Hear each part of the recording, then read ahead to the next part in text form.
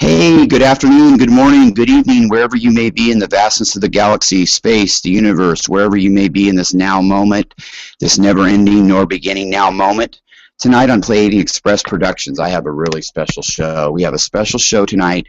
Not only do you have yours truly, Rocken Larry Locken here, you also have we have three guests with us right now, and they are all admins for regional Pleiadian groups. In fact, one of them, actually two of them, are actually two of my co-admins as well in the Pleiadians' big mothership group of alien tribes.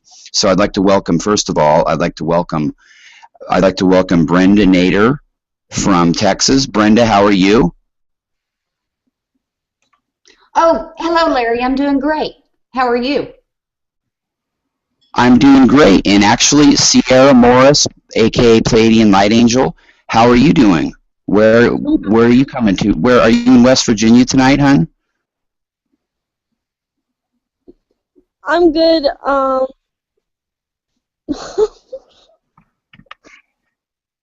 Huh. Must be a crazy night in West Virginia. And Maru Morales Pato, also co-host with Judith Zavala of Pleiades Latin America, also an admin with Judith and Eleanor in Pleiades Latin America, and an admin with myself and Sierra in the mothership group. Maru, how are you doing tonight?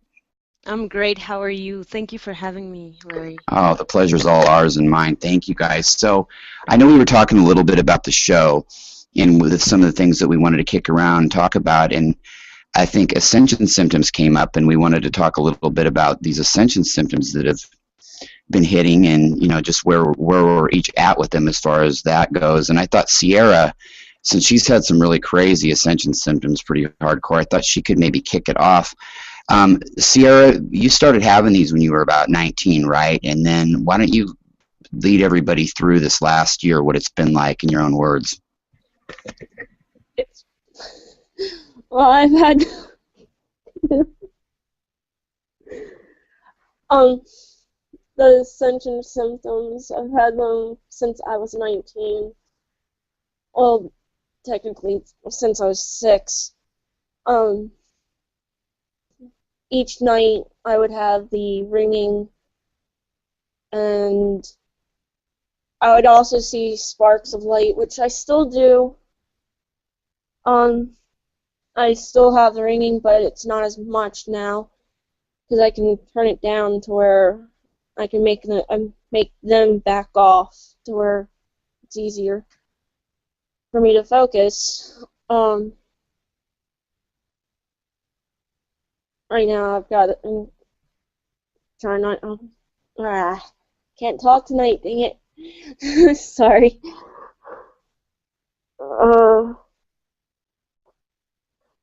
Hold on. Can you look for some? Crap. My spirit guides are right here right now. That's why I'm hard to focus.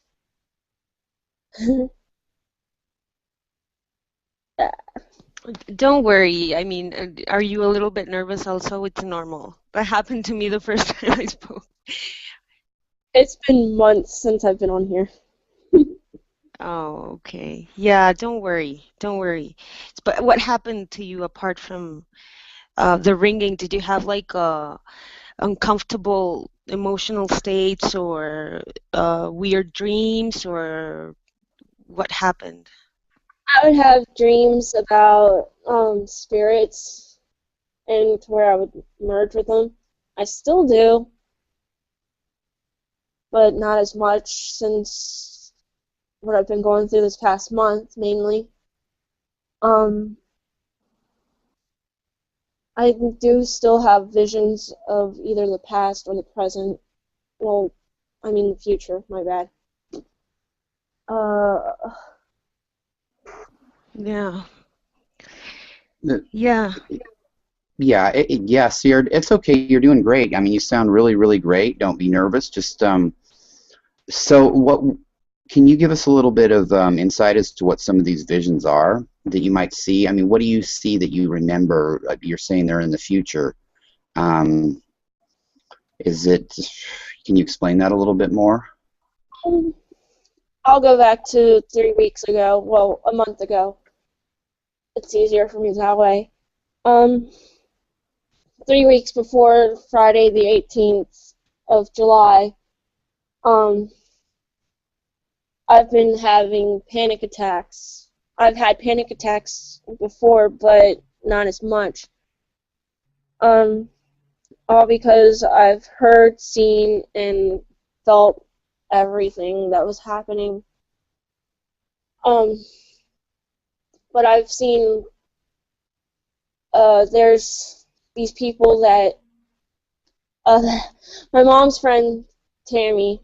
Well, I'm just gonna say her first name, and the owners of Galaxy Hypnosis have been helping me out a lot with them because I can. I'm so nervous. It's okay. It's okay. You're doing great. You sound great. No, it's fine. Just, yeah, you're doing good. So nervous. You know, about anxiety and panic attacks, I totally understand because that's what happened to me at first. It was like, I don't know, it was very intense because I kind of had them before, like 10 years before the awakening process, but then it hit me so bad in such an intense way. I had no idea what was happening to me, and it it was just, I can't even explain it. It's just describe it. It was an every single day thing. It happened to me every single day, and it now I understand that I kind of had to go through that to start meditating, and it was part of the plan, my personal plan, I guess. But I think it's also about assimilating the new energies, and it's like your body and your mind and your emotional body also is trying to adapt somehow. It's like a wake up call, but it's also, I think it can be different things, right? In terms of when you're having these emotional and mental instabilities. Yeah. Yeah, it was, but it's horrible because at the time you don't know what's going on with you. I thought I was going crazy, like totally crazy, right? Yeah, and Sierra, I've been talking to you now for about, I don't know, 9 months or more. And I remember when you were really starting to have them too. You were like, you're 19 still, and you had no idea either what the hell is going on with me. And have they gotten a little easier from the perspective of, I know what you've been dealing with lately, but as far as those pains, those headaches you were getting, the kind of ascension pains, has that subsided a little bit, and is it now just more of a mental game, or is it both? Are you still having the pains at that level too? I get headaches once in a while, but no longer anymore. They've quit on their own. That's what I've been doing also last month and for the first part of this month. With hypnosis, Tammy, she's been putting me into trance with the sleep now technique, and also got rid of my panic attacks, so I don't have them anymore.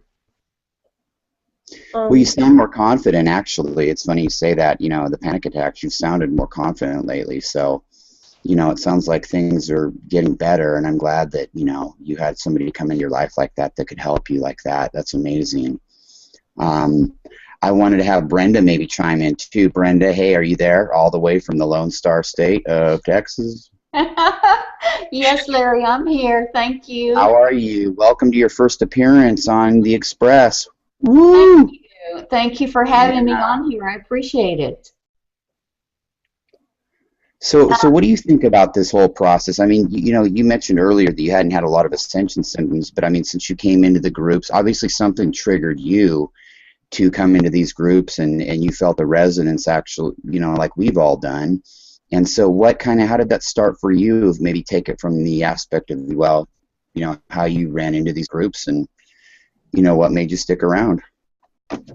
Well, actually, I was at a point in my life where I was desperate to meet like-minded people because I couldn't find anybody. I've been searching for at least 30 years.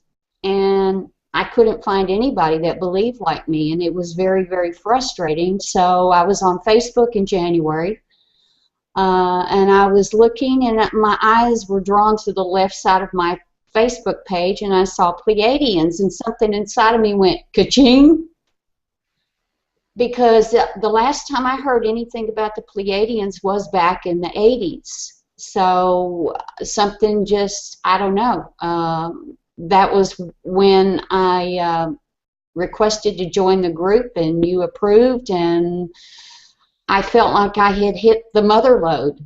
And that's why I have stayed, because I have grown tremendously as a person, and I've made some wonderful friends from different parts of the world, and I just love it here. I just feel like everybody here is my family. And as far as ascension symptoms, I don't think I've had as many as some people, but some of the worst ones I've had are panic attacks.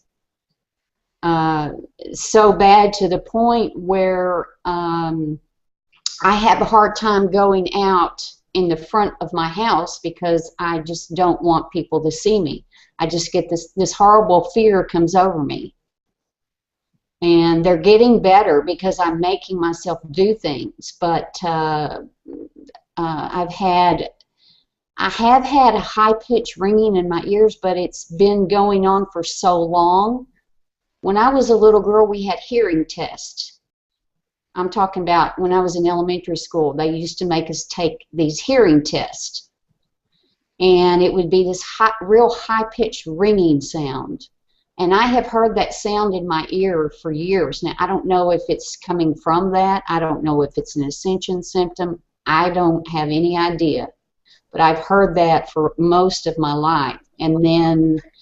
How about I'll offer you a third option for that. It could be it could have been the Pleiadians and your guides sending you signals. There's different kinds of these tones. There's tinnitus, but there's ascension symptoms, one like the planet's going through, but there's also a certain one that's coming through, and it's the Pleiadians trying to make that initial contact with you. Put that out there. It's just something I threw out there because of the way you said that. It made me think of that. And also, too, you were talking about how you saw that word Pleiadians and it just resonated with you, right? Everybody says that same thing, except like for me, I heard the word on a radio show late at night that I would have never even been listening to or going to bed that early if I didn't have a headache, and my other station wasn't out. So I, 3.5 years ago, put that on, and I heard them mention that word. And it just right then and there, I was drawn to go read about it. And the funny thing is like you're one of the only few that I've ever talked to who had heard of the word before. A couple others had, but they just had heard it like one time. People like find the word Pleiadians usually like you did, and then it's for the first time ever, and it resonates with them. And there's no rhyme or reason why it should be the first time.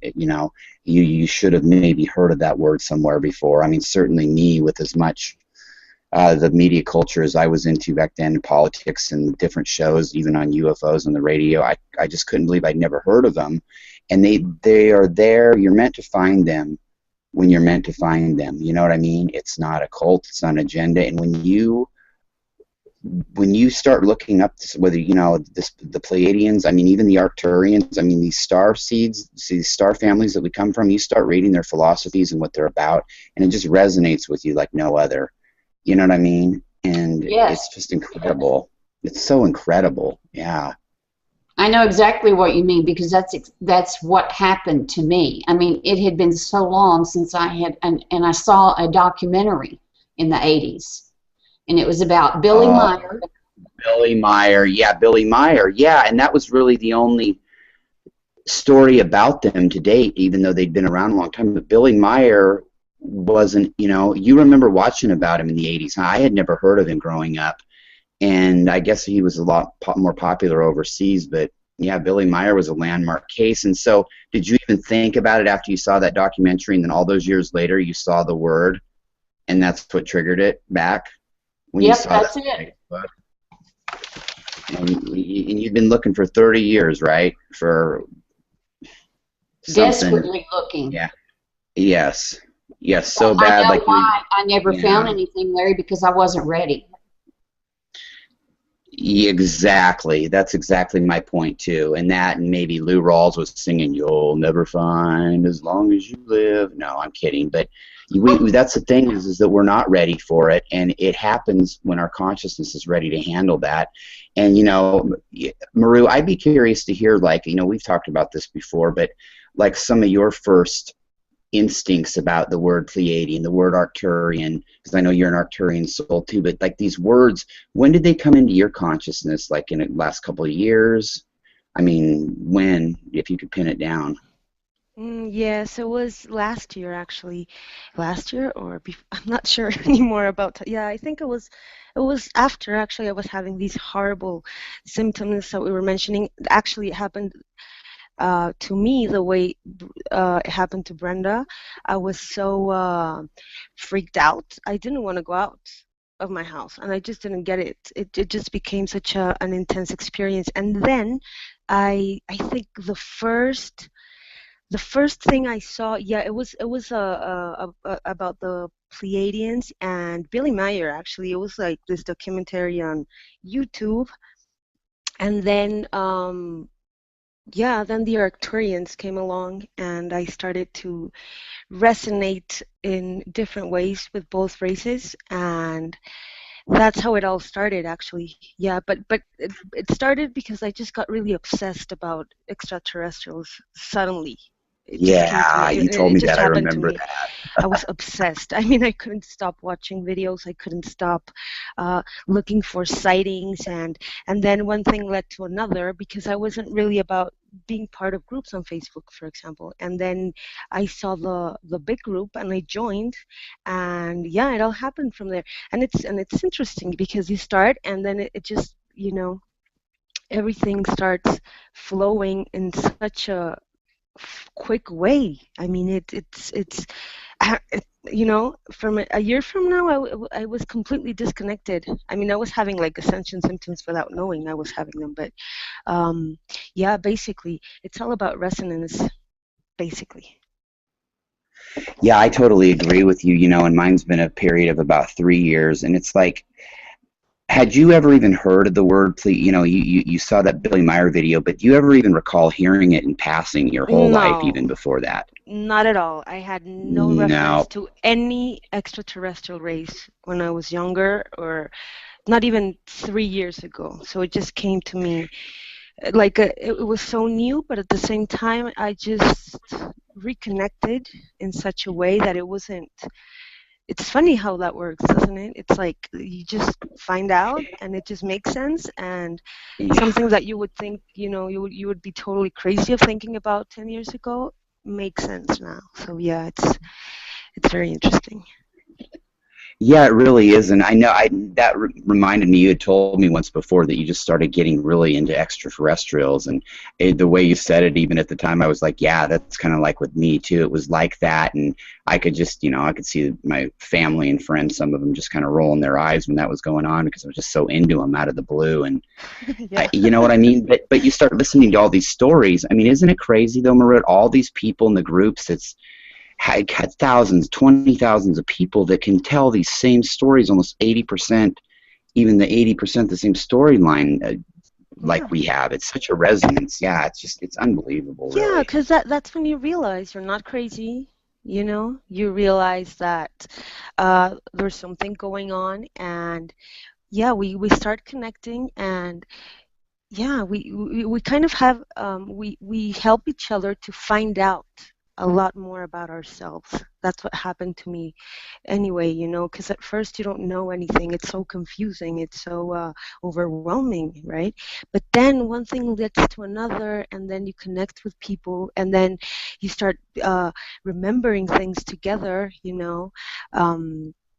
This week I was talking to an Arcturian starseed also, and we were talking, and then she was like, oh, I'm called, like, this is my name back in Arcturus. And then I received, I don't know, some kind of communication or something during meditation, and then I heard my name also, and we were sharing this, and then you kind of start reconnecting and remembering, and that's the cool part, right? That's very nice, because that's why we're doing it. And yeah, there's so many of us that there's no doubt this is going on. I mean, Yeah, it's either that or it's a one in a quintillion of an infinity of a fluke of a coincidence of a, and you know, the only other option is more crazy and wild than anything we're talking about. I mean, yeah, it's obviously, yeah, yeah, yeah, absolutely. yeah. If it weren't, it'd be more of a story than what we're dealing with. I mean, my God, it's huge.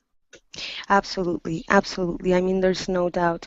And even though sometimes we kind of get this, I don't know, sometimes there's so much information out there and so much and too much sometimes. And I think we've spoke about this before, even with Tyler back in the first show we did, you know, about the fact that we have to reconnect with our inner guidance, with our inner wisdom and discern and everything, and just, you know, just go with it and believe, because sometimes I don't know, it has happened to me at some point, like that I'm like, okay, is this crazy, what's going on, you know, I feel so overwhelmed that it just, but you know, it is what it is, and it's true. And I think it's just a matter of time for the rest of the population to find out about this, and we'll be there. We'll be there. That's one of our missions, right? When the We're time the comes. pioneers. Yeah, it Yep. is one of our missions, and this is why we're here at this time. I mean, and it's so obvious. People can throw that out there as a cliche, although you've come back to an important time. Well, it really is. I mean, all the parallel realities are coming together. The future, the past. I mean, it's all becoming one now moment. That I think the proof is really in the pudding. That it's for a lot of reasons. The planet is accelerating and getting closer towards the central sun. The Pleiades, humanity's awakening, and you know that all ties in together. And I agree with you. And the Pleiadians, I know, would be the first to say in most of their writings, never, don't get hung up on one thing for too long. You know, there's a lot of information out there, but go within. I mean, don't get into the drama of listening when you're listening to one of those videos. You know, it's easy to get sucked into their kind of mental way of thinking, even if it's something you totally agree with. You know, just always use discernment. Have your bullshit detector on, like I always say. No judgment, and don't ever just get hung up on anything. You know what I mean? Always keep that Absolutely. discernment about Yeah. you. You know, never. You know. Yes, because also one of our missions, I believe, is to break paradigms, uh, break all these concepts, all these stereotypes, all these names, and it would be a little.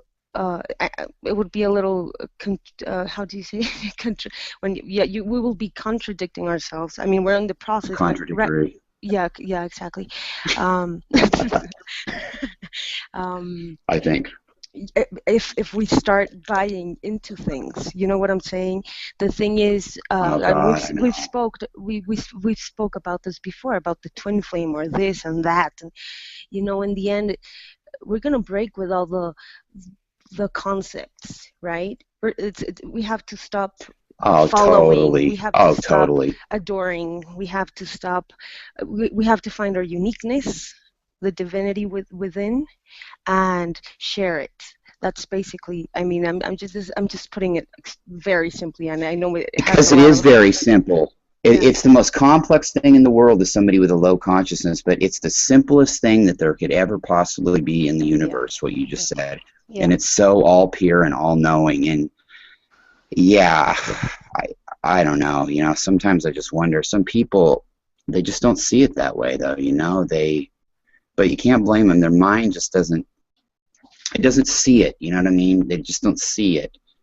Uh, you know, I mean, it's out of sight, out of mind. I was talking to somebody about this the other day, and I don't know if Maru, it was you or maybe not, but I was mentioning it to a few people that, like, you know how we've all grown up kind of like maybe one or two others around us like us, if that, but you know, we're kind of different on a different vibration. And have you ever been in a conversation with a couple people when you were younger? Okay, it doesn't matter who they are, family or whatever, got to be at least two others, but you're sitting there talking, and you'll say something and they'll start talking, and it's not like they're being rude, it's like they almost don't hear you talk. Like you'll start to say something, and then they won't be, and you'll feel even hesitant to even say anything. It's almost like they're on a lower vibration and couldn't even hear what you just said. And I noticed that's yeah, happened to me a lot when I was growing up, but I never put it together till I was talking to somebody about that, and it's not a situation where they were just being rude or overlooking me. I really get the impression that they were so low conscious they didn't even hear what I said. It's weird. I guess you'd have to be in the situation to know what I meant. Yes. It's hard to explain. Yes. No, absolutely. Absolutely. It happens to me. It happens to me a lot that you're like, yeah, they just don't seem to process what you're trying to say. And absolutely. Yeah. Yeah, because one, That, too, you're using light language when you're doing it as well as a star being like we are, and I could see that happening to me and you with, you got a great, extremely great voice, and it's soft and well spoken. I could see that happening to you a lot, and with people like that, to be honest. yeah, it does happen to me a lot. Either that or like they just like, ugh, again, what are you talking about? I mean, what did you smoke? What was that? Both sides. Or either they just don't listen at all. They just can't, process what I'm saying or criticizing or judging. Yes. Because I'm the crazy one in my family. I can see the looks on their face when you're doing that too. I can see that, and exactly, I can see that situation completely, and they don't get it. Yeah, exactly. Yeah. Yeah, so it's some defense mechanism, like, what are you smoking, or because, and you know what? The funny thing is, they know damn well inside and deep down that they don't. That something's trying to tell them that hey, you don't know what the hell you're talking about. Absolutely. Yes, and also there's something very important. Mechanism. Exactly. And before I used to react. I just, I was upset. I would answer. I would defend myself constantly. But I right now it's like I understand. It's like if you don't want to believe, cool. It's perfect. That's the way it has to be. Cool. Yep. We have to do that. We can't engage anymore, because no, because we're just interfering with their free will. We're interfering with their growth path and ours when we do that.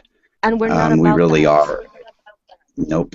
We're there to answer questions when they have them for us, and Period. That's what it is. But I'm not saying it's not easy to get to that point, for some of us. No way. It's not. Oh, no way. Yeah. It's part of the taken a lot to get me 90% there. Oh, yeah, but that's part of the challenge. We're being tested constantly, and that's part of the challenge. Yeah. I mean, we agreed to come here, and we kind of, well, I'm sure we knew this was going to be one of the challenges. So it's no excuse for us. We have to take responsibility and just say, okay, cool. I mean, we respect each other, no judgment. And there's going to be someone along the way who's going to listen to you or not, and it's okay. Exactly. And, it's like people bickering in the groups and stuff like that. It's like, okay, I understand all this stuff's hard to come by, like I just said, to get to that point. But I've never been the type, unless I've been engaged, there's no reason to make it ever personal with somebody. My God, ever. I don't care who you are, what situation you are, to get I mean, it takes somebody hurting one of my kids, some really far out scenario like that. But as far as anything else, it's just sticks and stones will break my bones, but names will never hurt me thing. If it's just a name, they're not saying anything but a word. And I mean, people feel the need to engage and go back and forth, but I mean, that's very counterproductive, and I don't really even resonate with it anymore unless I'm in one of them real funky moods and I've got to really take care of business with some people, and I'll still go a little overboard, but I just can't see getting in there to argue for the sake of arguing, you know what I mean? Absolutely. We don't do that anymore. We don't do that anymore because it's not we kind of have to in my case I'm trying hard even though I'm having these very weird emotional situations but I feel it's more of I'm still clearing. I'm still at that point. I'm still being challenged and tested, and I have to kind of ride along that because it's been a little bit hard. But I also recognize the improvements and my process in the awakening and the point. Oh God, I want to say kudos. I've noticed a change in you. Like you've really stepped up your game big time. I wanted to tell you that too. Really, just the way. Yeah. Oh my God. Yeah, it is. It's obvious, and I mean, it's been a short time. Ask me again at the end of the month, and I bet, oh my God, you're going to be completely transformed. It's moving along that quick, and that's no bullshit. I have really been noticing like like almost like an Arcturian goddess type of maturity when these situations come about. And the way you're saying it now with confidence, like, you know, when something, you know, we just need to do this, detach, whatever, or we just need to, you know, you're really just taking that leadership role and doing great with it. And I wanted to ask Brenda, though, too. Brenda, what do you think about 3D drama and all this nonsense? Do you like living in Squabbleville with people that just want to argue, or do you want to just get along and love and be peaceful? There's your tough question for the night. No, Larry, I don't like arguing. To me, arguing is very much a vexation to my spirit. It just feels like everything inside of me just gets tied up in knots. So I just try and step back, and because I don't want to get drawn into it. I'm not going to get drawn into it. And something that I recently realized is that the higher we evolve and the higher our vibrations get, the more responsibility that we have, not just to ourselves, but to the whole world. Boy, ain't that the truth. Yeah, it really is. We do have that. And I'd like to hear what Sierra has to say. Sierra, what do you think when you feel drama coming on and things like that? Does your stomach get tied up in knots? Do you dread it as much as anybody else does? What are your thoughts about that kind of stuff? I can't stand it at all. I guess it's the empath in me, because every time that someone gets into a fight or someone gets hurt, I can't stand to see them get hurt or anything like that. No, I agree with you. It hurts me down to my very soul. I'm a little more hardened, though, if it were somebody I had to hurt that was breaking into my home, right? And I'll probably differ from all you on that. If somebody was breaking into my home and I had to, in that situation, just make a call to defend myself and take somebody out, I wouldn't think, you know, unless it was some kid by mistake. If it was just a regular person trying to break in, I wouldn't think nothing of it. And I consider myself a deep empath too, but that's just the one scenario where it wouldn't even bother me in the slightest to have to do it. But I hate it too. I hate drama. I hate fighting. There's no reason for it. I mean, and it's always over some misconception of you think somebody's out to get you. This other person, well, they're trying to do this, they're trying to do that. Well, 999 times out of 1,000 and more, it's a problem within that person, and your problem with that person is within you. And these people just want to bicker and bicker, and I don't like it either. It really sends my vibration into a funky nerve mode, like if I have to watch the local news or something.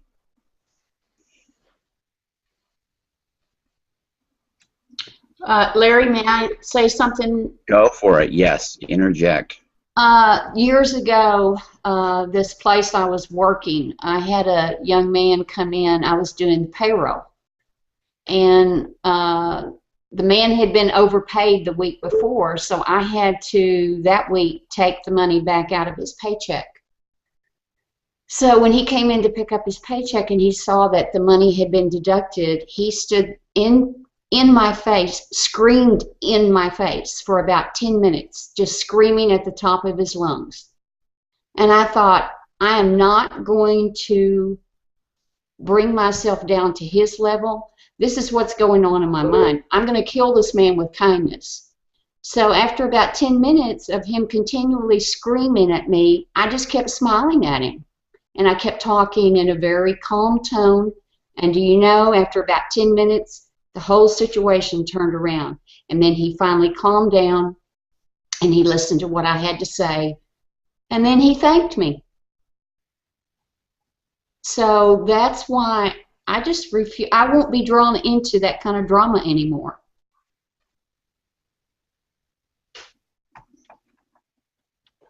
No, I agree with you completely. It's just I don't have time for it or the patience. And you know what? I just assume, like, as far as being an admin in the group, I just assume get rid of somebody at that point. Once you see, and I'm for giving people a million chances, but once you see that they're the type of person that if you say left, they're going to say right, but if you said right, they would have said left, and they're just in there to argue. And you know, you learn real quick, and you can really tell the first comment that they make, you get a notion, and then the second one they make, you really know it. And at that point, I would tell all you admins, I wouldn't hesitate to pull the trigger and get rid of, not pull that, okay, I shouldn't say that, but get rid of them. I wouldn't hesitate to just leave, get them out of the group, because especially if they use, a lot of swear words in a very derogatory, ignorant term, they're not on that vibration level to be in there. I mean, it's one thing for somebody who messes around a little to work with them and be there, but in that group especially, the vibration for me is just, it can't be. We got to try to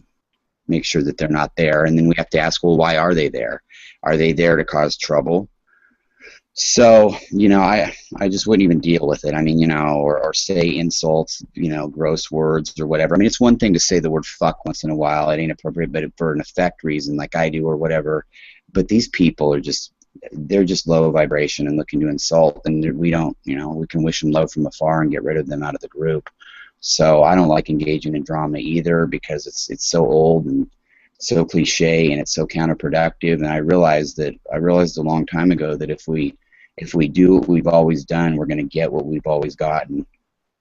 So I'm glad humanity's waking up on that note. I mean, Don't you think too? Because I've seen this happen in my own life, that there are people that they really thrive on chaos. They don't want. Yeah, like how about everybody? Let's see, my two wives. How about everybody that I've ever really known, except for a couple friends? How about everybody really and even in a slight way in our lives, period, besides, a few family members or friends that aren't like that? I mean, a lot of people are, and then you get the ones that are really bad, that are really like got the reptilian mindset almost. They will, if they were in paradise, won the lottery and were in paradise, if 2-3 days went by without nothing dramatic going on or an argument, they'd almost start jonesing like a drug addict going through withdrawal, because they would need that argument fix, that fight, that drama. And I even had one tell me, well, the world don't work that way. You don't, you can't just not ever argue, and you got to do that every few days, have a fight and argument over something. And I mean, I'm not even joking. It would be funny if it wasn't so serious. I mean, this is really, I was blown away because this person at least admitted it to me. But I mean, this is how people really do think, and I know they do. It just, I don't know what to do except for detach at this point and send love from afar and be there, when the time comes, I guess, if they need some questions answered. But, as you guys well know, I mean, there's no shortage of people like that out there. No, there's not. The world is full of them.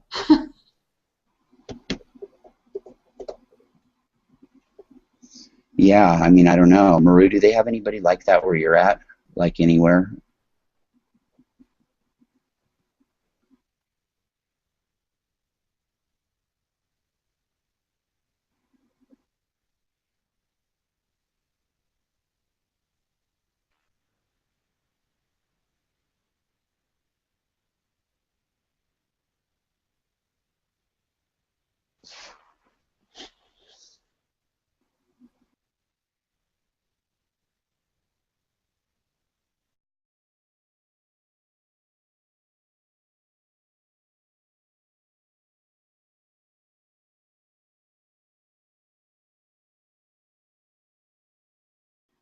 Hello? I'm here. I'm here too. Okay, I think Maru, I had deferred the question to her, but Sierra, so like dealing with people like that, do you find that a lot of these people that cause this drama that like even you've known in your personal life, does it seem like they just want to argue? I mean, they just want to argue and fight over anything and everything. I would like to ignore that question. Yeah, I think that says it all. I think that we probably had more than we can even count on one hand.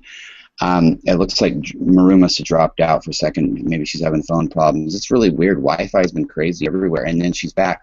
Hey, Maru, gosh, we missed you. You were gone forever, girl. Hello? Me? Yeah, we missed you. That one now moment you were gone was too long. What's going on? How have you been? I don't know. Something's happening here for some reason, yeah. But you can hear me now.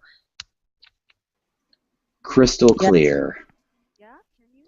Yeah? I might drop out by accident because my phone's extremely hot here. Okay, well, we'll cross that bridge when it comes to it, if it's not burning down or falling down in the case of London Bridge. But so, Maru, have you found yourself more and more getting this higher vibration? Have you found yourself kind of just, I don't know, not that you had any people like that in your life, but detaching from energies or people that are caught up in that drama? I mean, how have you handled anybody that you might have had to deal with in your life that, as you're going on this path, and maybe they're still stuck in whatever path they're on, which is okay, you know what I mean? Can you hear me? Yeah. Yeah. Hello. Hello? Um, Yeah. I have. There's people that just disappeared from my life for some reason, and I get it. I get why now because of that kind of drama situation. You know, yeah, what you're talking about, what you're referring to. But it's funny because it's people that I really love, and it's funny because even we've kind of, you know, not, we didn't get in fights or anything, but we just kind of separated for some reason. Yeah. And now, and because I was very drama based back in the day, I still am. I'm very intense. That's something that's part of my personality, and that's part of my challenge. So I can't really, I'm changing now because I can see things differently, and I'm aware, and I can observe myself reacting now, you know. But yeah, I kind of had this separation going on with some people in my life, but at this point, and it changed, I don't know, maybe a week ago or something, or 3 days ago, I'm starting to feel this compassion and love for these people that I wouldn't mind reconnecting in case they need me, or in case whatever, you know. It's funny that you mentioned it because I was thinking about that today. I was like, I want to try to reconnect for some reason, not to engage, but to see them as they are, you know, their essence, and that it's funny. Yeah, that's what's happening to me at this moment. Yep. There are Wow, things that that really resonates. ah, Yeah, gosh. Wow.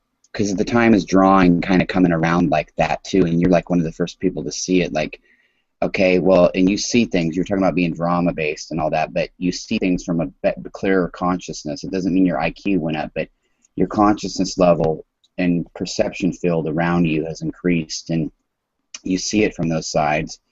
And I hear what you're saying, because, you know, you're ready to maybe start dealing with some of those people like that again, and just maybe too they've come around a little bit too. So see, so mm-hmm. this is really, it's really a good thing. Everything does come full circle, and it Yeah. really gives me a lot of hope and optimism hearing you say that, because I kind of felt that way a little bit too, and now I know that, you know, now that I know, you know, other people are feeling that way too. I think we're in the very Yeah. initial stages of it, but it's still exciting to be able to see the river through the trees. Yeah, and it's a funny process because at first you kind of start seeing things in yourself to start with. As I mentioned, I was very, I don't know, judgmental of the drama of others without seeing mine, you know. So first you start there, and then you start kind of, when you start there, then the next step is seeing, kind of, you know, not sharing the vibrations that are not in resonance with you or with yours. But then you come to a point, you reach a point in which you start understanding that separation is not, how can I say it? I mean, we're here, and it is tough, and I think that's why we get anxiety and panic attacks sometimes. We don't want to expose ourselves. We can feel everyone's energies, the bad ones and the good ones, and it's very exhausting. But you know, we have to realize we're here. You know, home is within. We can miss our other, you know, realities, but we're here right now. So then when you kind of realize that, everything changes because you start loving everything around you, and then there's no separation anymore. And even though, for example, if you, a family member or a friend or whatever that you have to see or be in touch with for some reason, you know, or that you just love them deeply, there's no separation anymore. You don't take it personally. Everything changes. So then you kind of go through this these different stages, and you reach a point in which, I'm here. I'm gonna enjoy life. I'm gonna try to be part of this with this new awareness, with this new consciousness. So it's fun. Yeah, and it happened to me. I'm gonna have to say a couple of days ago. This is new. This is new. But in the end, I think that's very important, because I see a lot of, I want to go back home. I miss my star family. This is hell. No, this is not hell. Hell is within, or it's not within. Period. We have to, stop judging and just start connecting to our divine selves, so we can shine on, man. That's the way I see it at this point. I'm trying to not be like, against everything, and that this is so dense and I feel bad. Yes, I do sometimes, but it's my situation, it's my problem, and there's beauty everywhere and in every single person around us. That's what I'm saying. Basically, that's what I feel at this point. Maru, sometimes you brought up something when I hear people say, and you and I have both heard as admins and, over the time we've been in these groups, but you'll hear people say what you said, I'm just longing to go home. I just want to go home. I just want to be back with my star family, right?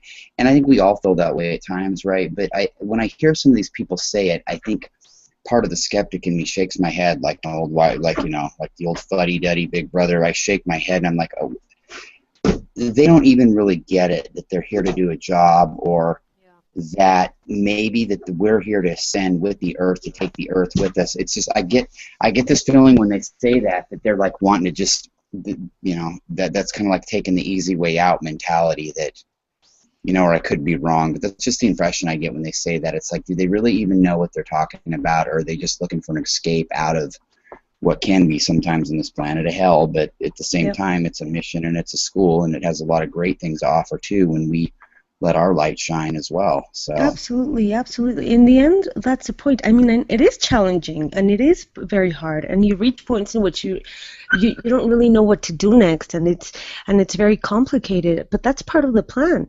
And if we volunteered to come here for such an amazing, incredible mission, then we should embrace it and see it in a different way, because that's the way it is.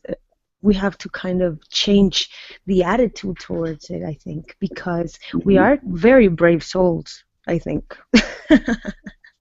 We should be like very happy with ourselves, like saying if we were like living in, or we are living in a different reality that is like much better, and then we chose to come here, and then we're brave.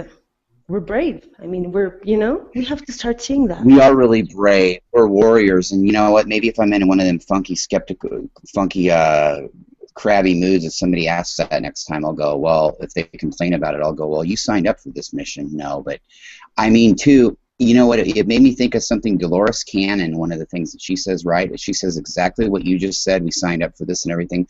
She said the only thing is we knew what we were getting into, but we didn't quite realize, I mean, we were told to, we didn't realize that it would be, some of us didn't realize it would be quite this hard. Not like that it was, something that would completely kill the mission, but, you know what I mean? Some of us weren't even sure exactly how hard it was going to be. And what I'm trying to get at is it speaks to the toughness down here in the school that it is, and the, low density here and low vibration. I mean, you know what I mean? It takes a lot to, it takes the best of the best to come here, like us. You know what I mean? Like the people that are here now. They didn't, they sent the best of the best to come down here and help this thing move forward.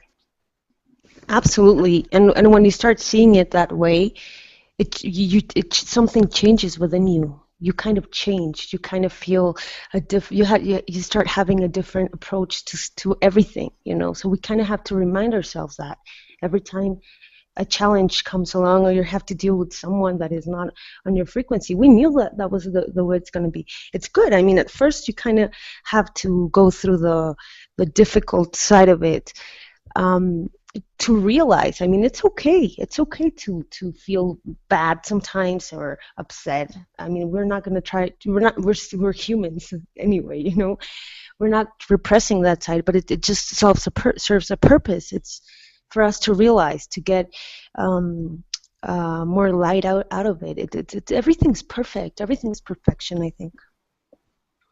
Can I've got to leave. My phone's at 20% now. Go. No, speak. Do you have anything to add before you go, hon? Talk. You got the floor. Also, I would like to say, I can only mention 2 groups before I leave. If you guys want to find me, I'm in, 3. The Pleiadians group, Leah Shapiro's group. I'm in home of Archangel Michael.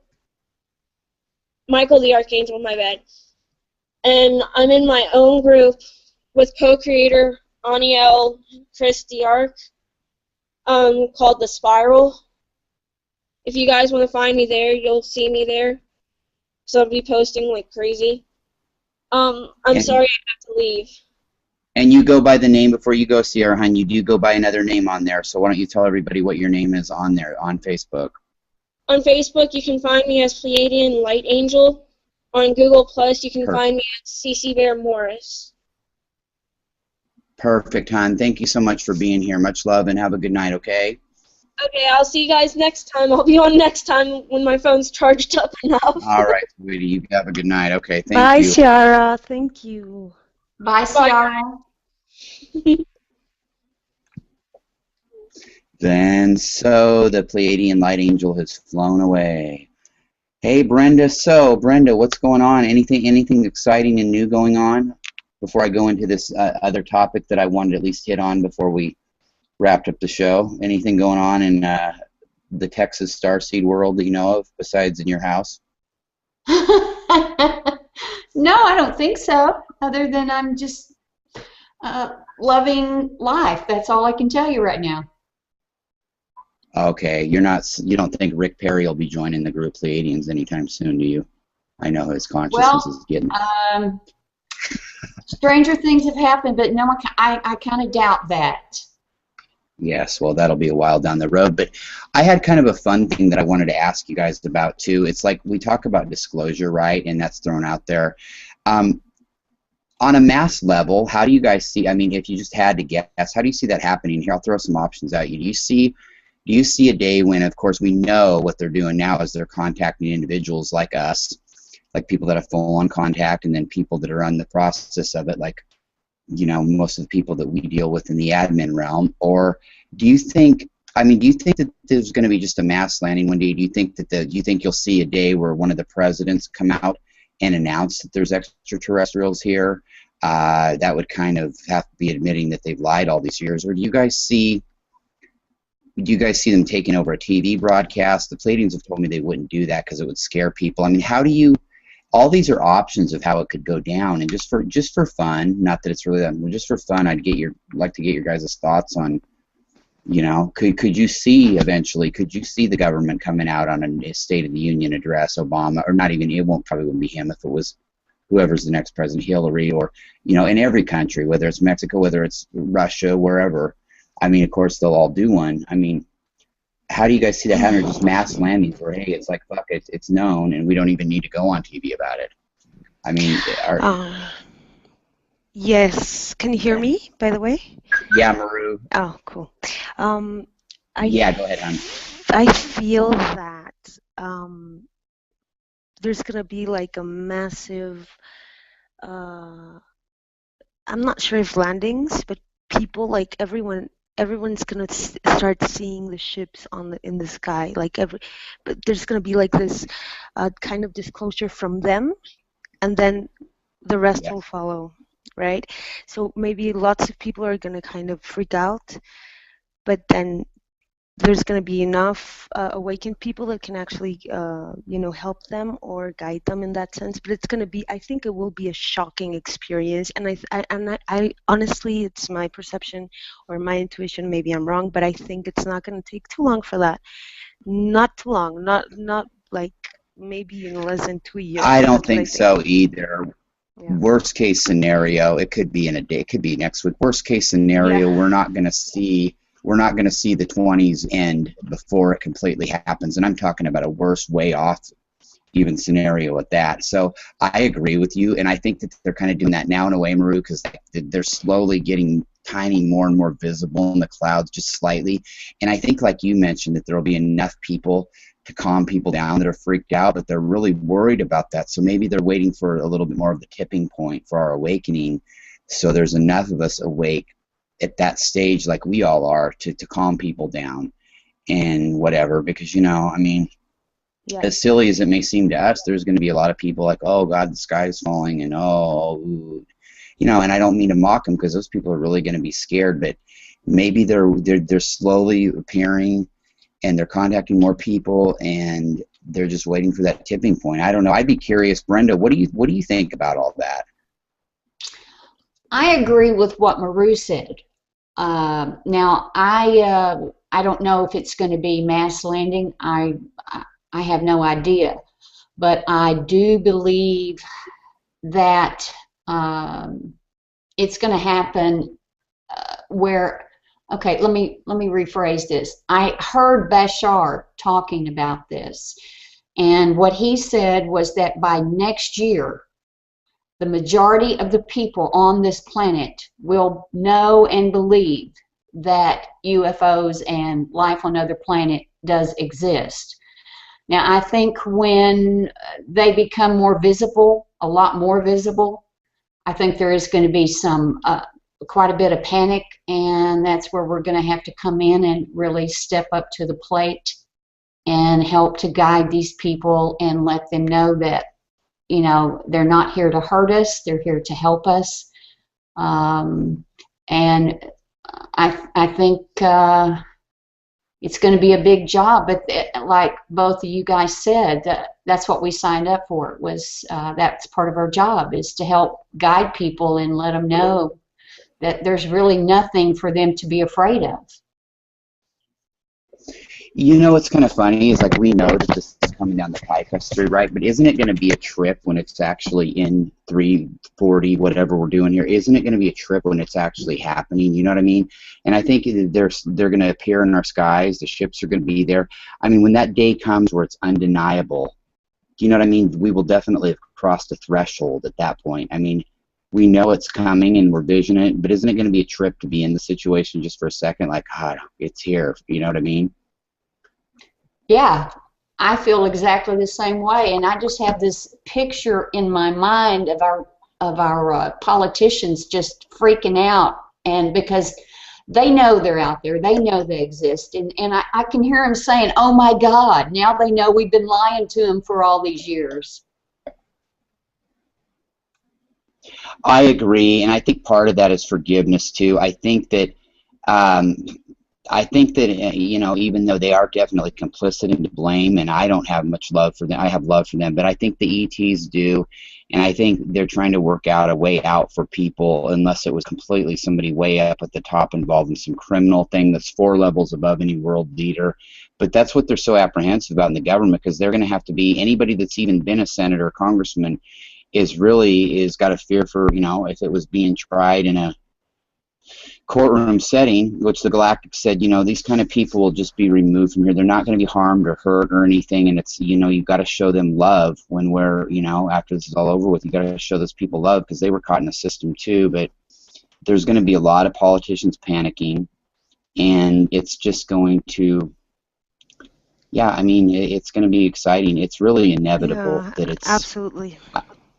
Yeah. Yeah, I think many the government, some politicians or governments already know this is going to happen, and there's something planned or something. I'm not sure about that, but I think most of them, they have direct contact with some extraterrestrials. So yeah, they know this is going on. This is going to happen. It's a fact. So it is exciting. It's something I've been waiting for so much. It's wow. And I tell the people around me, even though the people are like not even close to awakened, I tell them, it's like, this is gonna happen, and they're like, yeah. I'm like, okay, it's cool, you don't have to believe, but it's gonna happen. So I think it's super exciting. Yeah, we ain't gonna give you a time frame. We don't want to get hung up on dates, because yes, Pleiadians and Arcturians, we don't get hung up on dates at all. we're in a time frame, though, I really believe, like Cryan talked about, 2012 was a halfway point in a 36-year galactical shift that started in 94. I really do believe, and that's the one time they've ever inferred due to time, I really do believe on this timeline, though, that if it isn't happened by the late 20s, it's going to be forced to be happened finally by the galactics to break that free will. I believe that actually but humanity has the option to manifest that a lot quicker with our awakening. And I think that this is just my gut. I think that we've narrowed that down to the point now, right, where we're within not a 15-year worst case scenario. We're in about a 10-year. And we can narrow that down even more, and I think it will. But I think right now we're in about a 9 or a 10-year window where at the outset, even possibly, it's going to happen. It can happen anytime now. Yeah.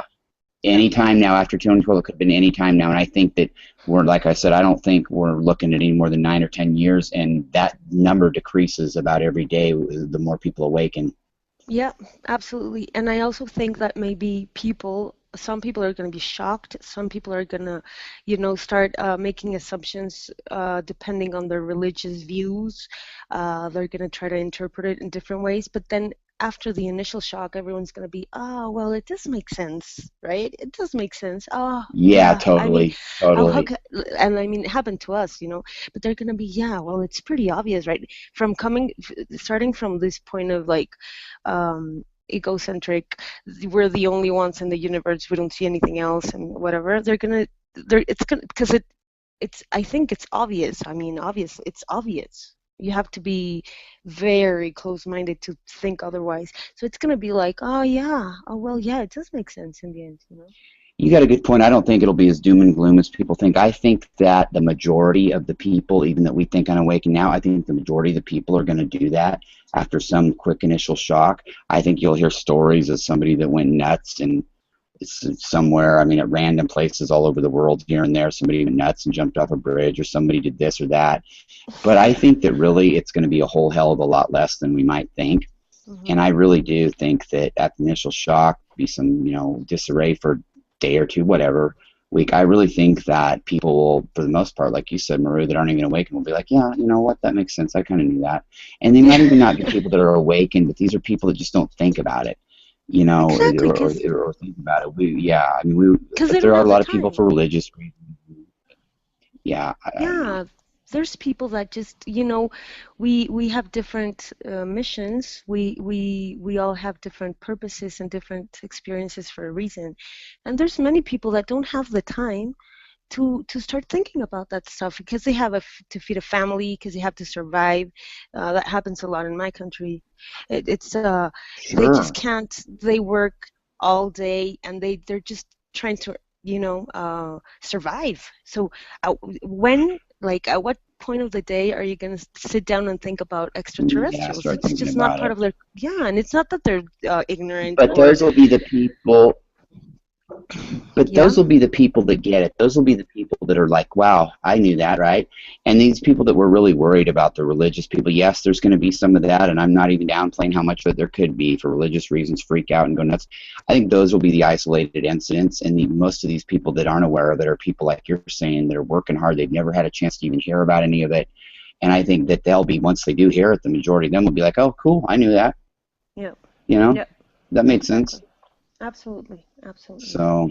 Yep. Yeah, I agree. I'll say one thing, it's going to be interesting to watch it all play out, isn't it? I guess that's why we're here.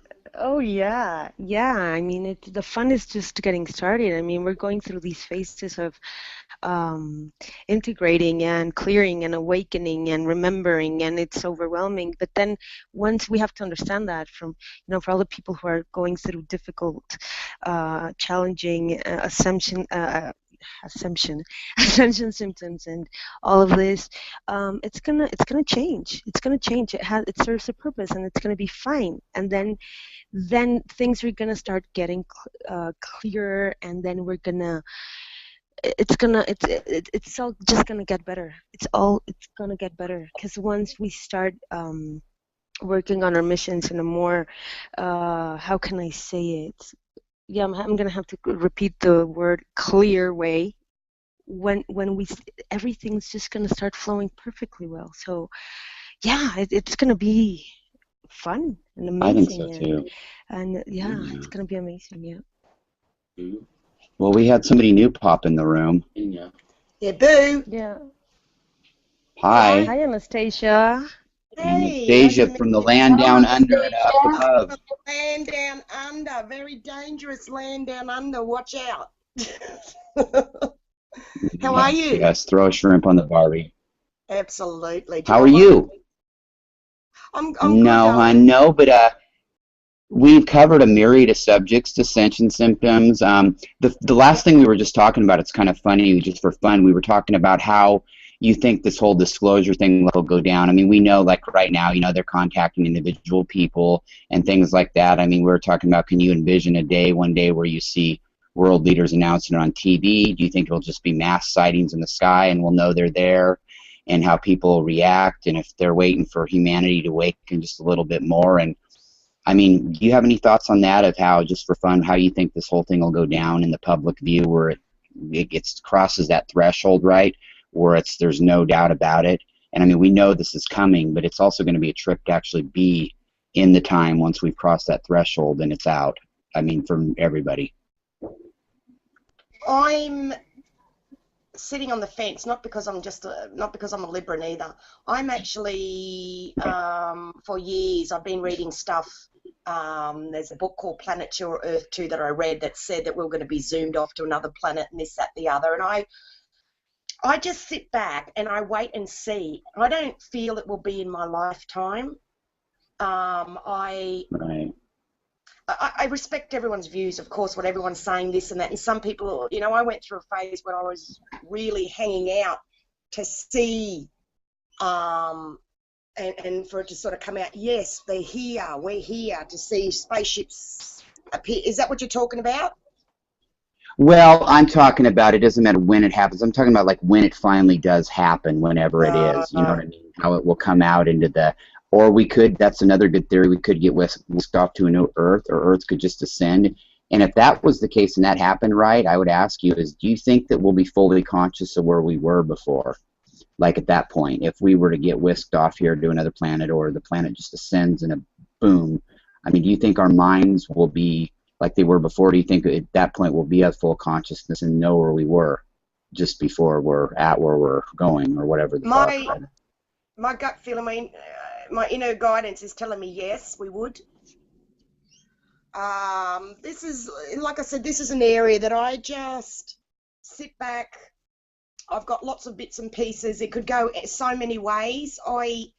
Because I'm helping like humanity with the emotions, and I've got a feel on all of humanity, so much is changing and has changed on our course and our ascension that I can't say, because it depends on the people, souls growth, depends on which way, because it has altered so many times already.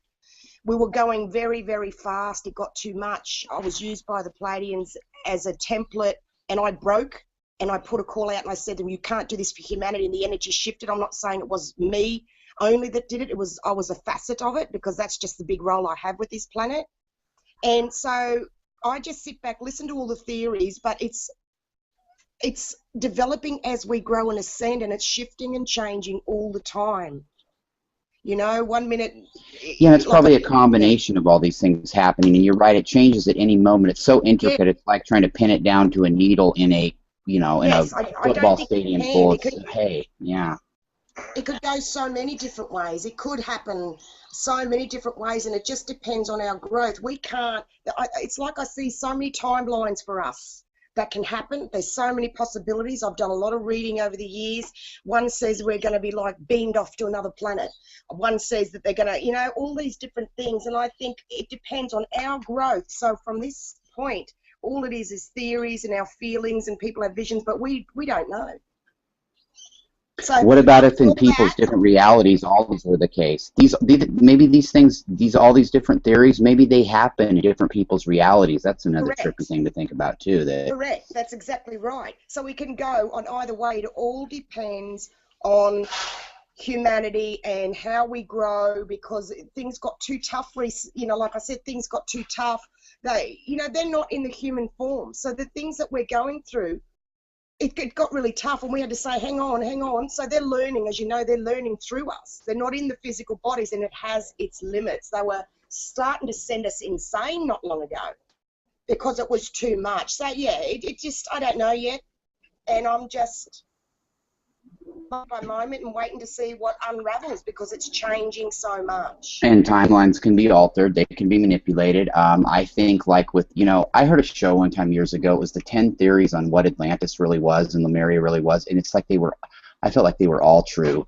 One theory is that, okay, it was our past, distant past. One was that it was our future, and we've come back on a kind of alternate timeline to stop it from happening. And then there's another theory that it was up on Mars or Marduk. And then there's another theory that it was this, that it was that. And you know what? Realities, it was all the case. And maybe we're all coming into one timeline now, or trying to. I don't know. You're very good, because that is actually what's happening. Because I'm in touch in the astrals and on the multi-dimensions, and I've recognized, and I've just recently discovered what planet I came from before I came here and what my role was. And you are right, we are blending at the moment 3 timelines into one. We're just in the process at the moment of blending 2, and that's what my posts have written about, darling, that people have still got one foot in the old one. So we're blending, because I've healed the 3. I don't know if that makes sense. I've healed the 3 dimensions. I've cleared, because it's my last time here. So I've had to clear the 3 because I'm an ascending master. So you are so spot on. You're so accurate with your insights. Some of the stuff I read, I'll go, oh, Larry, you're just nailing it. You're very spot on with what you're picking up. So yes, we are blending 2 at the moment. There's no way we could cope with 3. With the 3rd one will come later. We are just starting to blend in the 2 now. And nothing. Shit has hit the fan with souls at the moment. Holy dooly. But that's what I'm here for, because everything I share, I do it first, pave the way, be the trailblazer for humanity, to go, I've done it, this is what for guidance. And it's not all about me, and I apologise, but it just allows me to share what it is for me. And I appreciate that you respect and understand that totally. It allows me to talk at this level with people, because there's not many souls that I can just freely share what it is for me. So thank you. Well, thank you. We touched on that too earlier on. We were talking about we've kind of all grown up a little bit alone on an island with these thoughts. And hey, Wesley, welcome to the group, man. How are you? Oh. Hey, how are you? Hey, Wes, I'd like to get your take on that kind of thing. What do you think about all these different timelines? And I mean, do you feel like the merging coming together? Do you feel like Atlantis could be in our past and our future? And I mean, are these things that ever run through your mind? And if so, I'd like to get your thoughts on that. Good one. Okay, it's an interesting topic, because we are in this matrix right now, but I know that we are living in multiple dimensions, and I still I'm trying to figure out about it. I know that there are different visions about it. So some people think that we are living in multiple present moments, and some people think we are living in past, present, and future at the same time. But I'm trying to figure it out right now. But it's very, very interesting.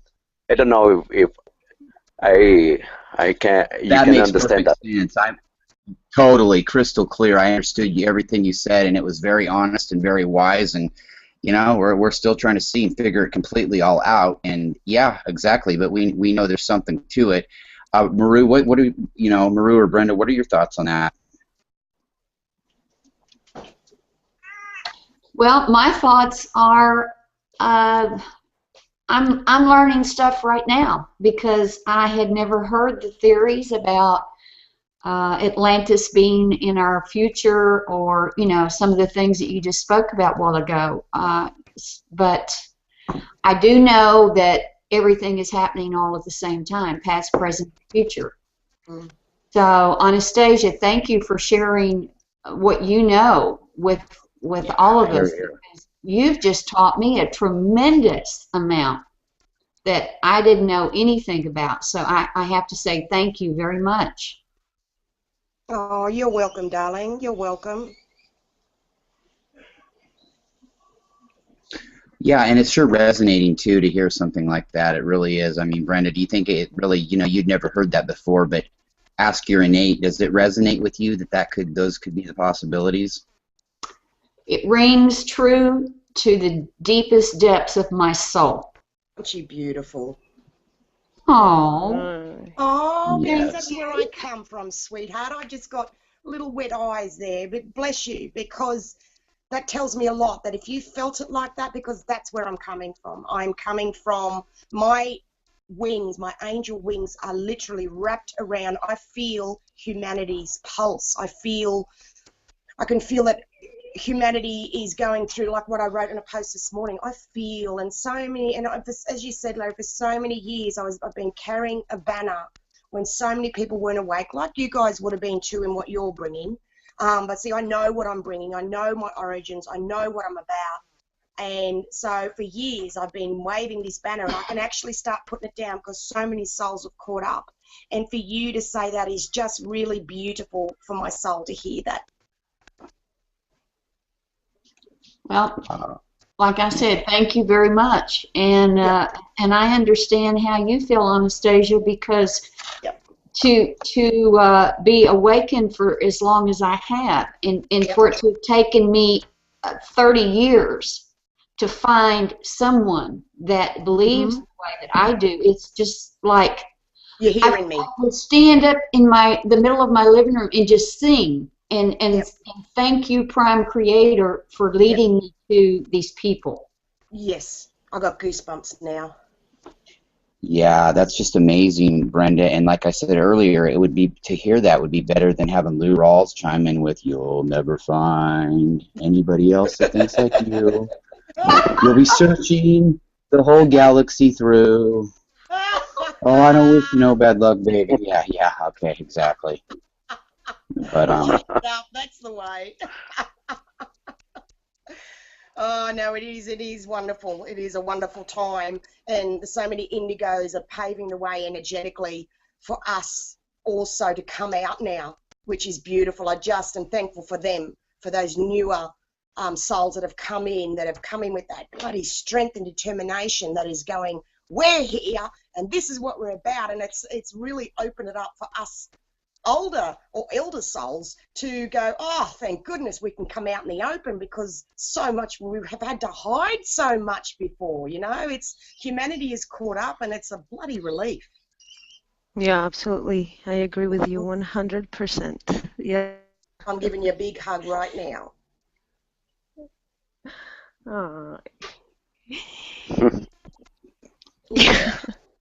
Yeah, it's amazing. It ties into. Sorry, go ahead, Maru. No. Yeah, I was going to say the same thing. We have to thank all these. I was just going to say the younger people. Yeah, well, I was just going to say that's a whole other topic on itself. But these younger kids are their chakras are born completely blown open. They really are paving the way for us too. And I think it really goes without saying how amazing they are. In fact, I don't know if I like to talk about it a lot because I get kind of jealous, to be honest. No, but I mean, they really are amazing. They see everything at once. Yeah, and making this left and right decision. Yeah. Yeah, and you know what? Something that's very important to see is that, for example, like in my case, I woke up like a year. I'm not sure. I'm not 2 years ago, 1 year ago, something like that. And I mean, we have to kind of clear all the patterns we grew up with, right? And all these situations. And the kids now, they kind of don't, unless they went through a very traumatic situation. But if they didn't, they kind of don't. They're getting here on time, right? They don't have to go through all these processes. No, but they still have, darling. They still have. I've got a 14-year-old indigo that is doing shamanistic healings where no one has healed me like he has. And I found that he's had past life stuff still to clear. You are right. He has less. I'm in awe of his energy. He is phenomenal. And it's past life stuff that I've had to work through and help him to heal. And because he is who he is, and they get a lot of fear is a big thing, because I help a lot of children, Crystal, Indigo, Rainbow, because they get a lot of fear because they can see so much and they can sense so much. So that's one of the biggest areas is helping them to deal with it. Well, I had to go through that with my son. Good one, darling. But the talent they have once they get through that fear, I mean, look at what he's doing. I mean, he's not that abnormal in that generation. Once these kids get through fear, they really, I mean, they can start mastering this stuff when they're ready to talk almost now. Well, he came in with the essence of the masters, and he's kept me alive. And I can see, and he said to me, you know, I can see why we chose each other. And some of the stuff, you know, he's drawn a dolphin with an extra fin and said, that's mum and me. He drew that when he was 7. Just these, I could go on and on. It's about my son. I better shut up, hey. But, you know, he just creates healing methods and gets a crystal wand above his head, and he whirls it around his head, and he gets rid of things, and I'm just amazed, Amazing. It's you know, beautiful. they're strong. My God, are they strong? They're truly connected. They're truly connected. And it's hard for the little poor darling to fit in with the other kids in school and to learn. You know, I've been guiding him for 14 years to learn how to deal with that, then fit in with other kids, and there's so much to it. These kids, though, too, you're right, because I used, you know, a couple years ago, I used to coach junior high football and basketball, and I'm telling you what, these kids also, they could not only rewrite Shakespeare and, you know, write a 15-page book report, but they could also knock your teeth out and go run. These kids are not nerds or jocks anymore. These kids are both. 90 to 95% of them, they are both. They're both super like that, built up, and they're super brainy, too, and they're non-judgmental, unlike any other. I don't care what people says about the kids nowadays. The ones under 18 now, they are the most unjudgmental generation I think we probably ever had, and it's really, it's really amazing. I mean, the kids that started being born in the mid-90s, and then it's even more now, and the kids that are even 7 years old and under now, when they're a little bit older, they couldn't even had an intelligent conversation with, like, our grandparents' generation, because they're just, the vibration would be so high for them, and their grandparents, they wouldn't even be able to communicate. These kids would have to drop down a couple levels to even communicate with them. That is true. That happened between my mother and Joseph, where Joey, he tuned into something my mother said one day, and he picked up on the spiritual or the astral level what she was really saying, and I had to say something to her, and she said, but I didn't say anything. I said, no, he felt what you really meant, and she looked at me, and she got it, and she then changed her tune. I'm lucky my mum is pretty up there. She changed her tune and went, okay, this kid is like this. You know, she knew she could not fool him. It just didn't work. Ain't it funny? And if it would have been a kid from any other generation, your mom would have stood her ground and everything. But isn't it funny how she, absolutely, that he was part of that chosen generation? She got it only because of that, you know? Yes, correct. Someone else joined us, did they? Yes, it was Eleanor, and I will be back in 1 minute. Nature calls. Okay. Somebody else take the lead. Be a leader. Come on, somebody. Anastasia. Okay. Maru. Yeah. You want to Okay. Yeah, because we were talking about, at first, we were talking about ascension symptoms and how Ciara was here before, and we were talking about how Brenda had it too. We had like a lot of anxiety and panic attacks at first, and it got really intense. So I think lots of starseeds that are listening to us right now have gone through that, as along with the headaches and the the exhaustion and all of this. You know, what could we like suggest to them, or tips or something to actually, like, you know, feel better, or just trying to balance it? We all know kind of how to do it, meditating, aligning, and grounding, and all of this. But, you know, Anastasia, what happened to you? I mean, did you go through like very strong ascension symptoms? Yeah, I've been awakening for 19 years, and I've actually wrote a book. And I've gotten through, because I'm, for humanity, I'm leading humanity and connecting the emotions to the spirit. And people are ready for the layer underneath the iceberg. And I deal with the core of the soul and the deep stuff underneath. And it's stuff that I've been doing for many years, and I've been through, we all have been through a lot of our own traumas and this and that, and being a Blu-ray, we really feel really deep and sensitive. And it's not, like I posted that Ascension symptoms, and I was just checking my mobile, so many people are responding. Yet I've had that stuff for a long time. So it's like I'm having to re-bring out stuff I learned years ago.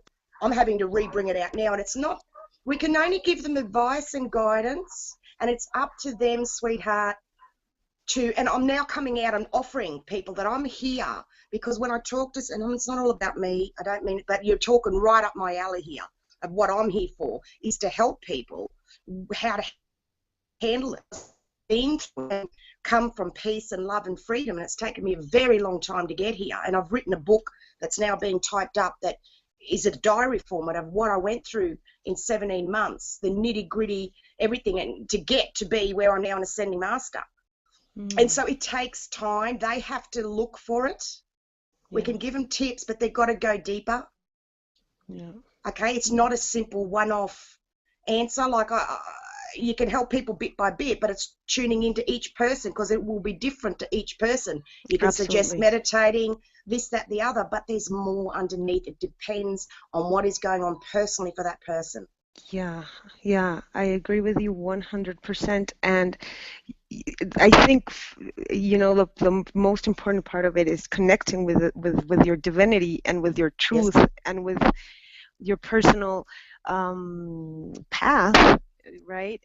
In every single way, to actually reach and find the best healing ways, you know. And that's like an individual thing. I agree with you, and it's so nice that it's part of your mission to help people with emotions, because I think that's one of the most overwhelming. Not just people, humanity, everyone here. A lot of people don't get me when I say that. I'm talking all of humanity, all of humanity. It's a big role. I was a creator, God, of another planet, and my planet died.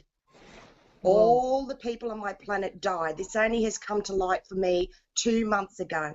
I had a past life healing where I saw this, and I didn't understand until recently when I got to Jason, and we communicated a few months ago that bang, because of his high vibration and another high vibration soul, not from this planet, that she was telling me, and it all came back. And so I've been dealing with that, and that took a lot for me as a human being to integrate and understand, because you were a creator, a God of another planet, to become as a human being. My gosh, that was huge to bring it back to, very big.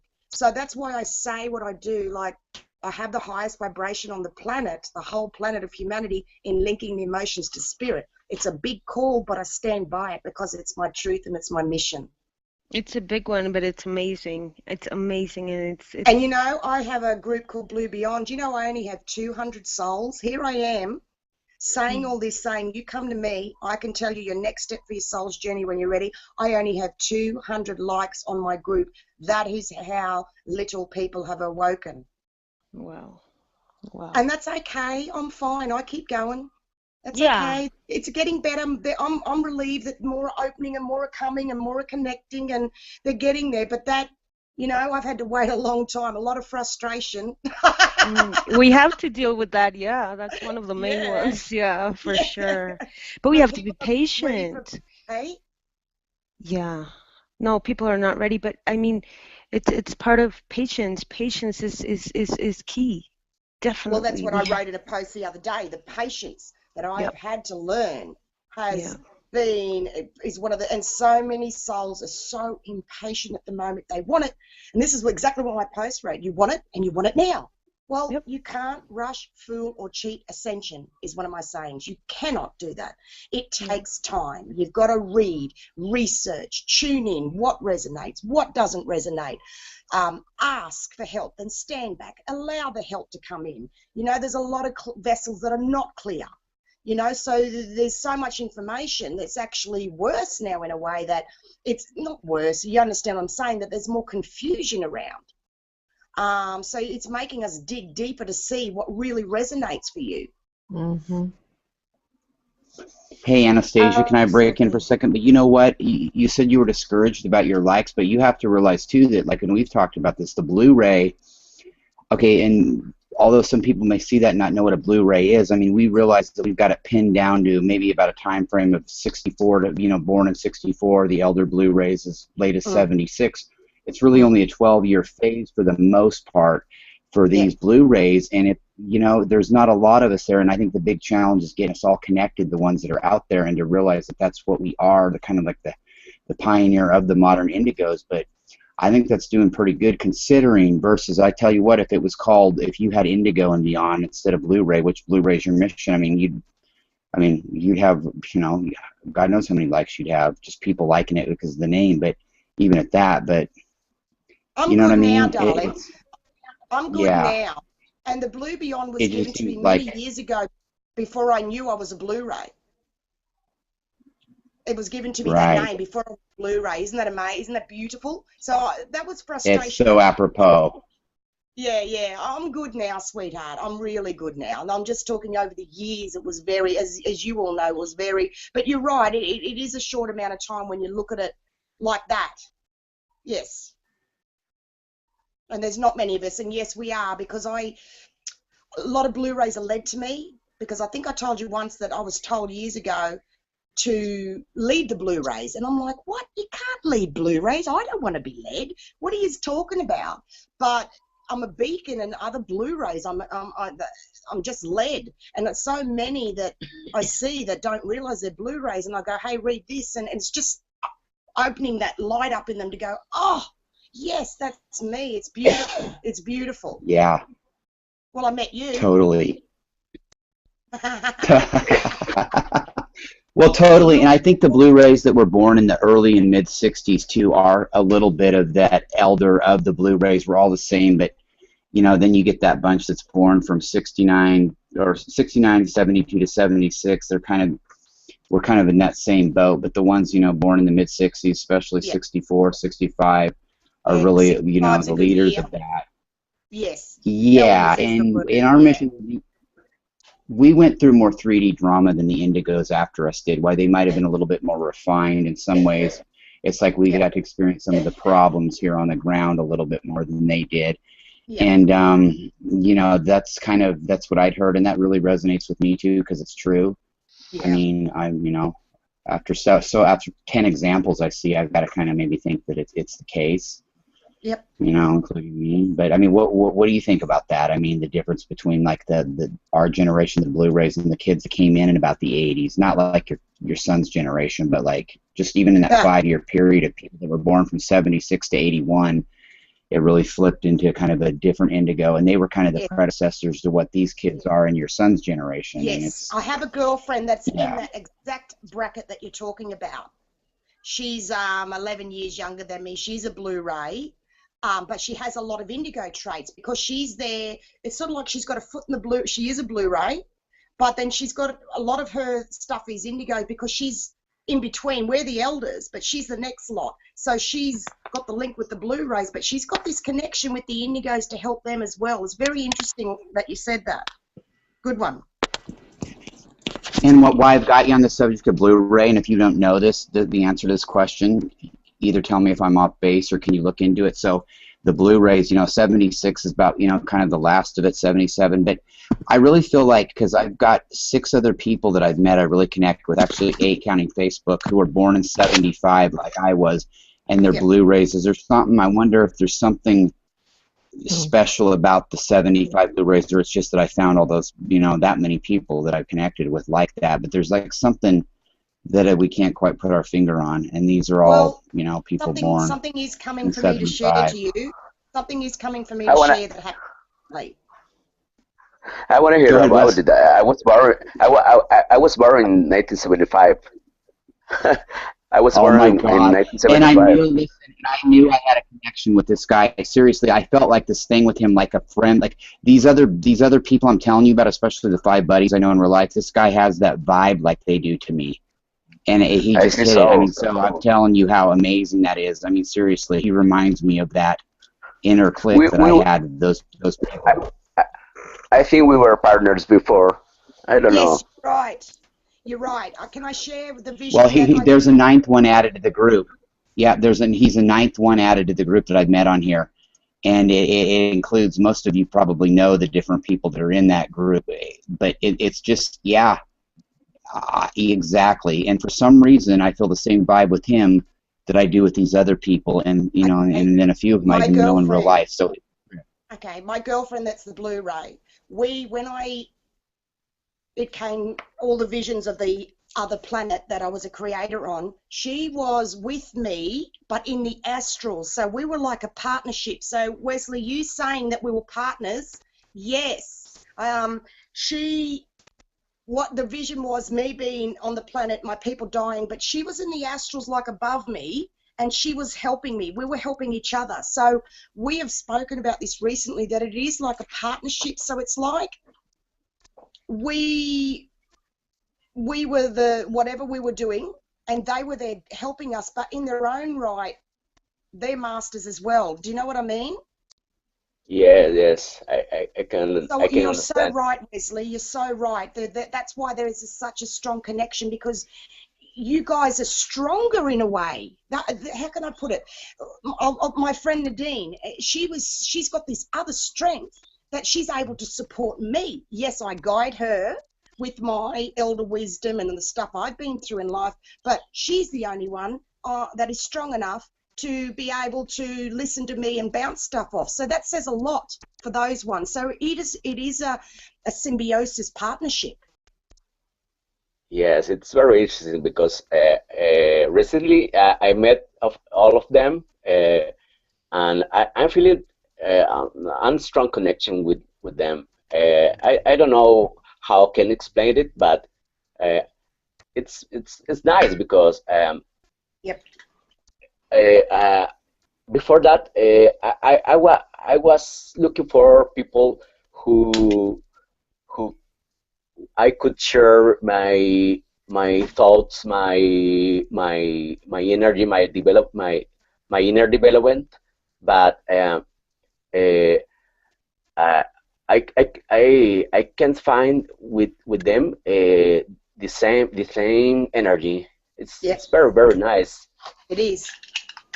Okay, I apologize about I apologize my English because I'm not used to speak English often, but I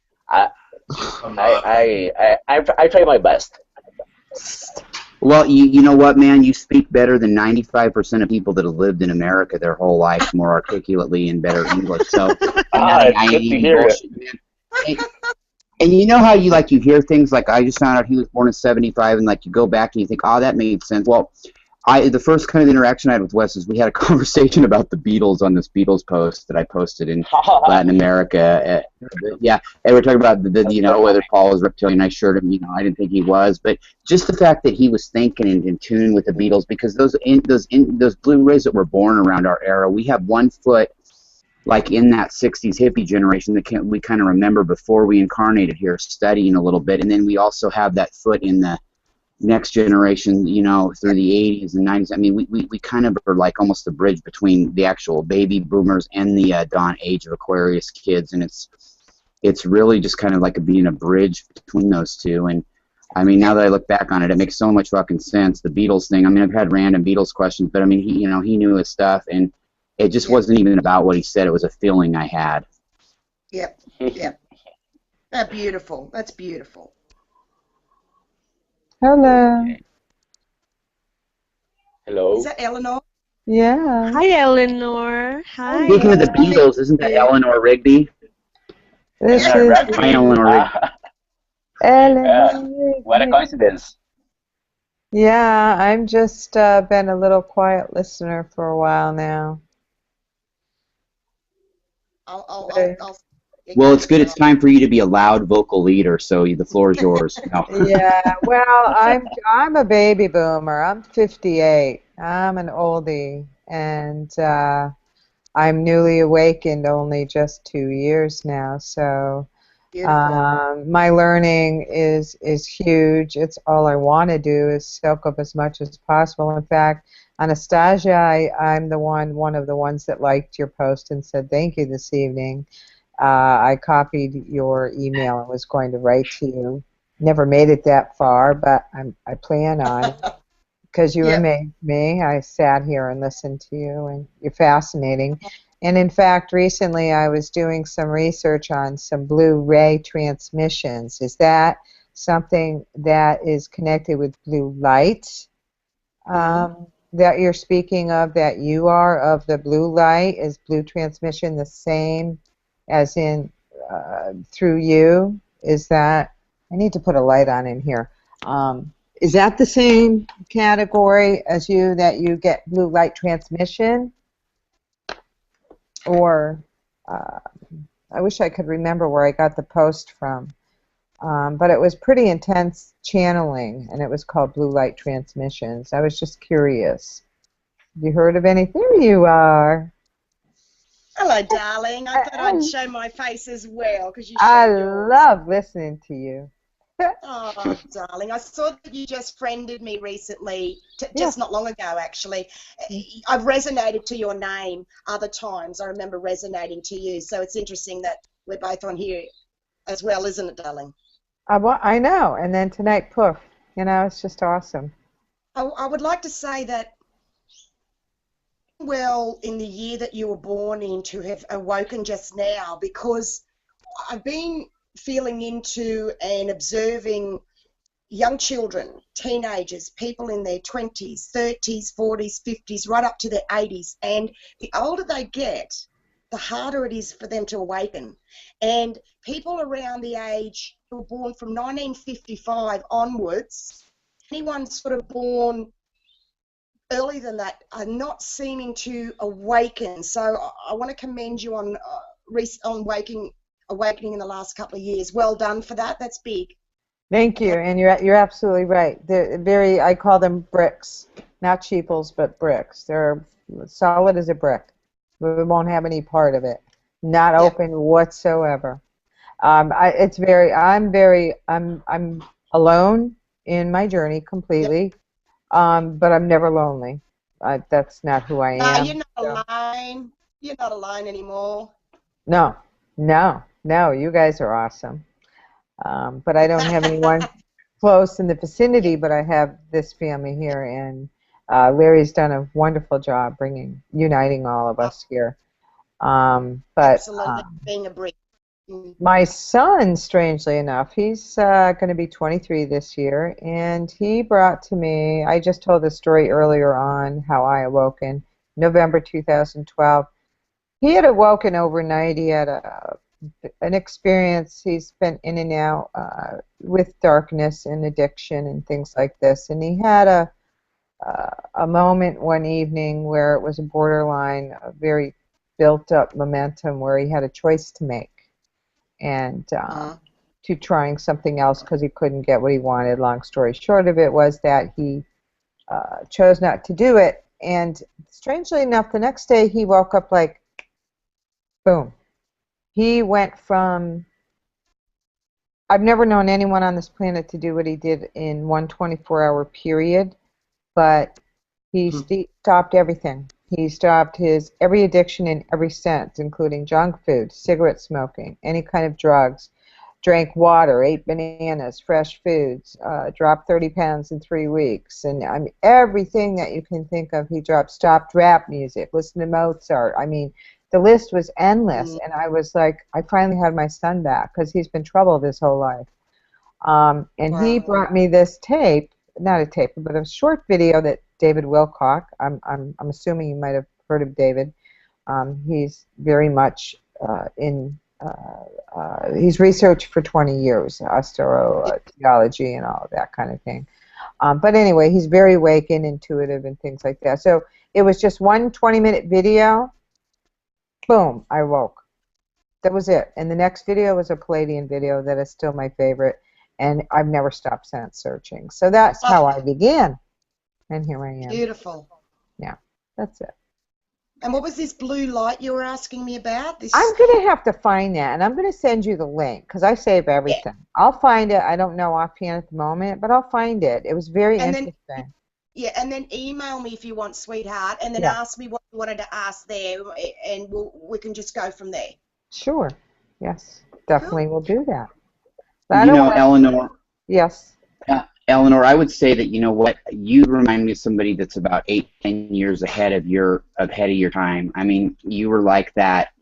The Blu-rays were. I mean, you're kind of a big pioneer, and that's the way I feel. And it's funny, before you and Anastasia, or while you were gone, Eleanor, and before Anastasia got here, we talked about Brenda and Maru and I did about Pleiadians and our resonation with them. And you just mentioned then you saw that video by the Pleiadians.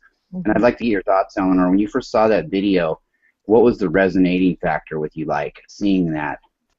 I mean, just... It was so profound and so deep that I just literally send chills up and down my spine. I mean, tears. I still listen to it, and it's so intense and so emotional for me. So I knew there was a connection.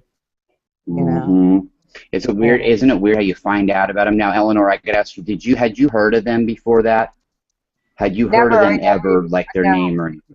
Never knew what a Pleiadian was. Perfect. We were talking about that either. And isn't it funny because we're into pop culture, maybe have listened to Coast to Coast, but you never heard that, and I didn't either. Isn't it weird how you don't hear about them until you're ready? Out of like 20,000 people I've talked to, nobody has. 2 people heard the name Pleiades star cluster once when they were younger before that, but you don't find out about them until you're ready, and there's no rhyme or reason why you wouldn't have even heard of them.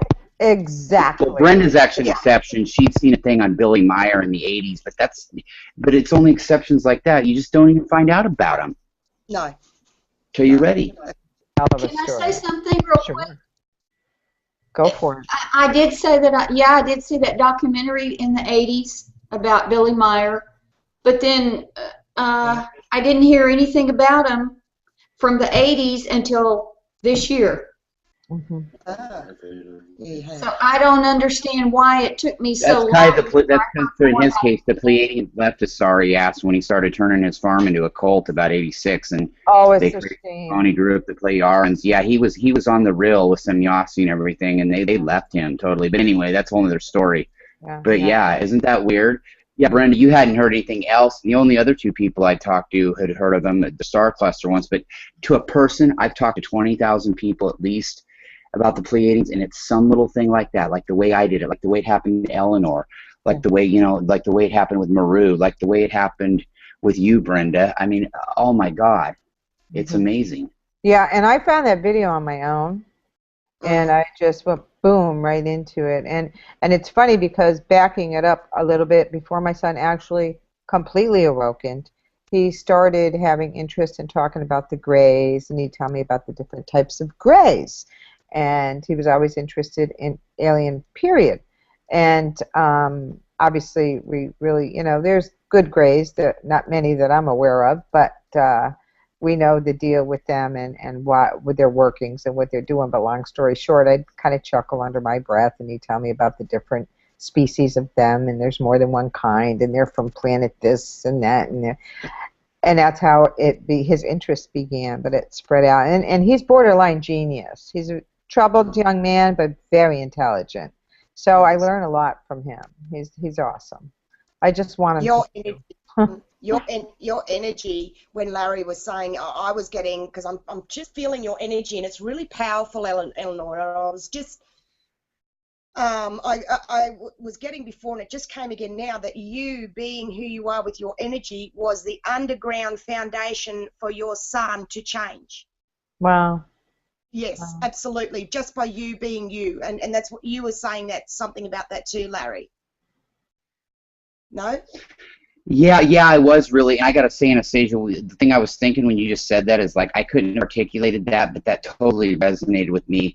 And because I was thinking, wow, that's amazing. And I bet my life on it right now. She's right. I mean, she's right, Eleanor, about that. And what I was saying is, too, is like I really think that I've been listening to all this, like, at your Earth age, I mean, really about 8 to 10 years younger than that. You were way ahead of your time in your mentality, and I could see where you're lost on an island, because even when it got into Anastasia's era, the Blu-rays and stuff, people were still a little behind the times. I mean, you really were living in the wild, wild west, so to speak. And go ahead and finish that up, because I want to pose the same question to Wes while we've got him here. I wanted to pose the same question where he was in his life when he heard about the Pleiadians for the first time and how that came about. Wes, are you there? Take the floor, Wes. I think he might have. Wesley. I don't know. Huh. He took a bathroom break. He's in the He baño. may have. Did I see him? Yeah, exactly. But we had talked about this earlier. Brenda talked about how she had, and Maru had found them online. And, Maru's story is like, and she shared this with me before she just started getting obsessed with these extraterrestrials and finding out about them. That's kind of like how it began with me.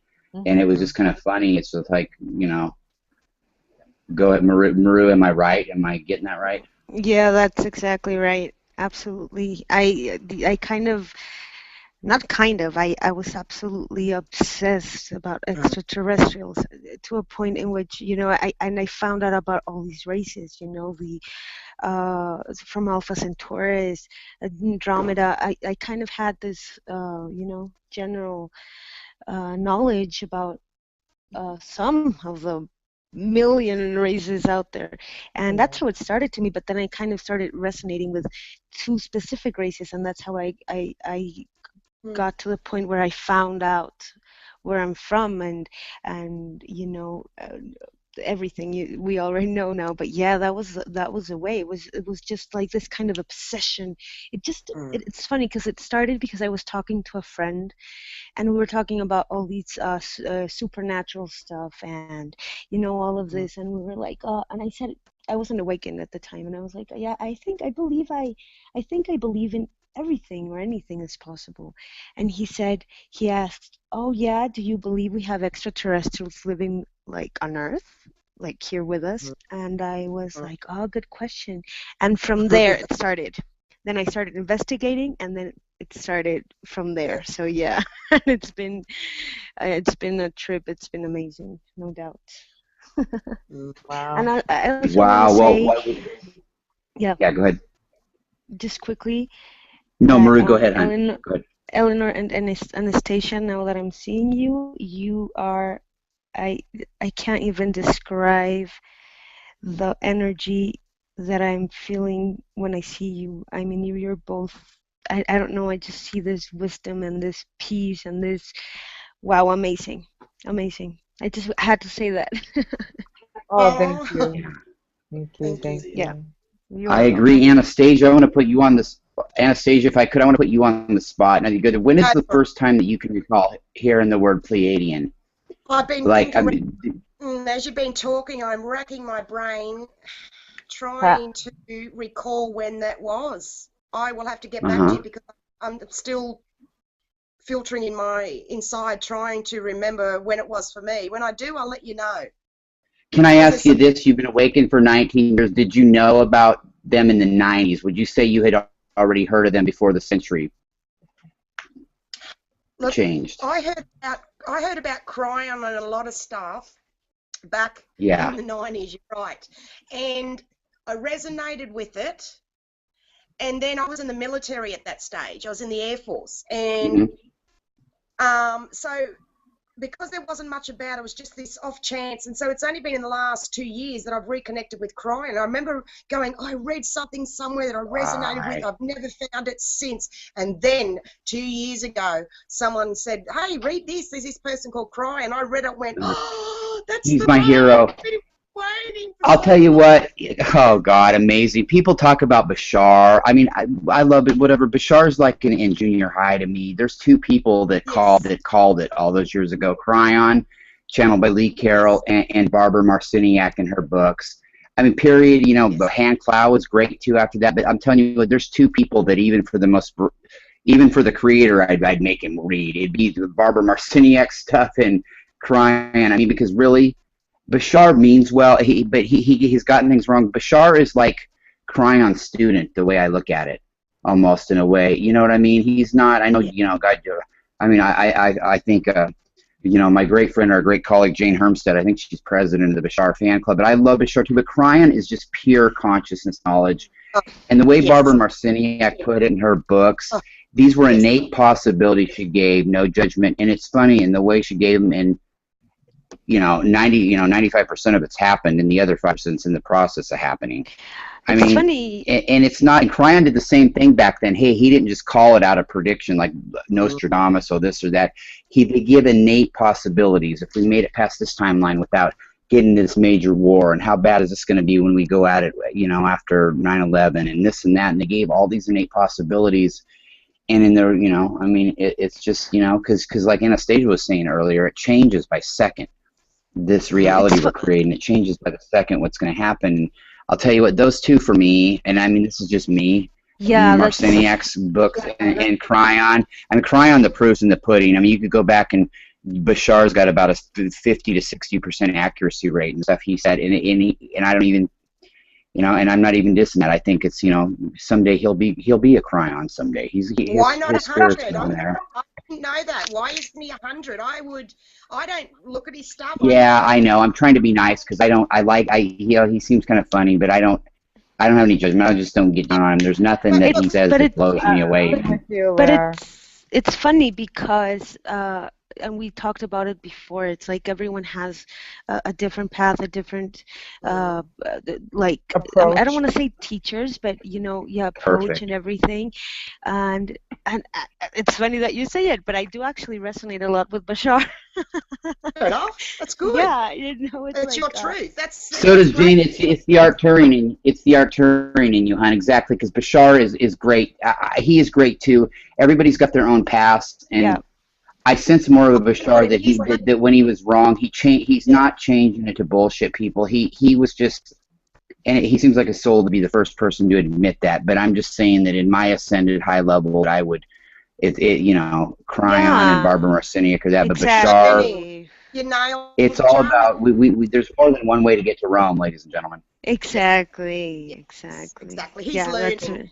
Yeah, and that's one thing I've learned with a lot of souls that I didn't understand is they're still learning too. He's still learning as well. Yeah, and it's not. We all are. We all are, and it's not that you just kind of marry to someone's vision or experience. You just kind of get bits and pieces that serve you, that works for you, and it's like, okay, this part of Bashar works for me, this part of Barbara Marciniak works for me. It's kind of that individual path towards your own divinity that really matters, and it doesn't matter where you get it from. It's just like this bits and pieces that you get from everyone, and as we learn from them, people learn from us. So it's kind of a perfect situation, right? Yeah. I agree. I agree. Yeah. Very much. You know what? And Maru, I wanted to say something real quick. Yeah. Here you are, Wes. Hey, Larry, Wes. I'm back. I had some problems with my microphone, but that's okay. Because I had a question. I was putting attention about everything that you were talking about. It's very, very interesting about the every path. If in my case, Maru knows my history, but we were talking about in the past show. My path began.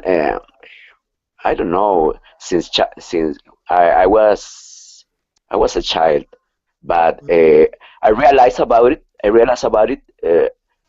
2-3 years ago, something like that. But the path was marked for me since I before came here. Wow. It's exactly how mine happened too. And you know what? I was talking to Judith and Maru the other day about, a lot of there is a huge, the Latin community is really, they embody Pleiadian more than anything that I've ever seen. And the thing is, right, you talk about Billy Meyer, likes to talk about he's the first contactee in 75. Well, Tesla before him and the Beatles were, of course, but there's a gentleman by the name of Enrique Castillo Rincon that's from South America, and this guy was having contacts with the Pleiadians in 72 before Meyer claimed to, and his were a hell of a lot more legit sounding than Pleiadian. Meyer's or whatever, but this guy here, and it makes me wonder, Maroon and West, how many people, you know, how many people are we missing out hearing from down in South America that have had I know the Pleiadians are thick in Mexico, big time. Their ships, I mean, and you know, maybe that's just a thing though, too, flying under the radar. But I would encourage everybody, if they've never heard the story of Enrique Castillo Rincon, the you know, contact he documented 3 years before Meyer even came out. I mean, these things. Enrique, what's his surname? Yeah, I'll have to type it. I'm great at typing spelling, but I suck at spelling it out. And I'll send you. You know what? I will send you. You know what, Anastasia? I will go get you the link right now. I have it in my file on French thinkers. But this is a case, and then even before Enrique, I mean, the Beatles, Pink Floyd, Tesla especially was writing in them. I mean, so I mean, God, who the hell else knows before that? You know, Plato. I don't know. You know. Interesting, isn't it? Larry, do you know? Larry, Enrique Castillo Rincon was a Costa Rican, but he lived almost his whole life in Colombia. In Costa Rica, Yes. a few people know about him because they're, I don't know. Yeah, probably you're right. History, See, I mean, he's not very in these other Latin countries like Costa Rica, maybe even Mexico, right? He's a Colombian contactee, and it's so disinfo. You guys probably don't even hear a lot about him in Costa Rica. Is that what you're saying? yes, no many people knows about him. In fact, the first time I was about him was 1 year ago, something like that.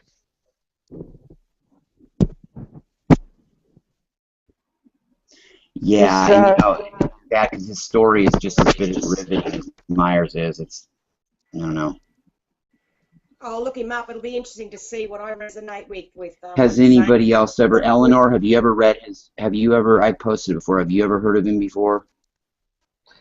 It sounds familiar, but I'm not making a connection with Yeah.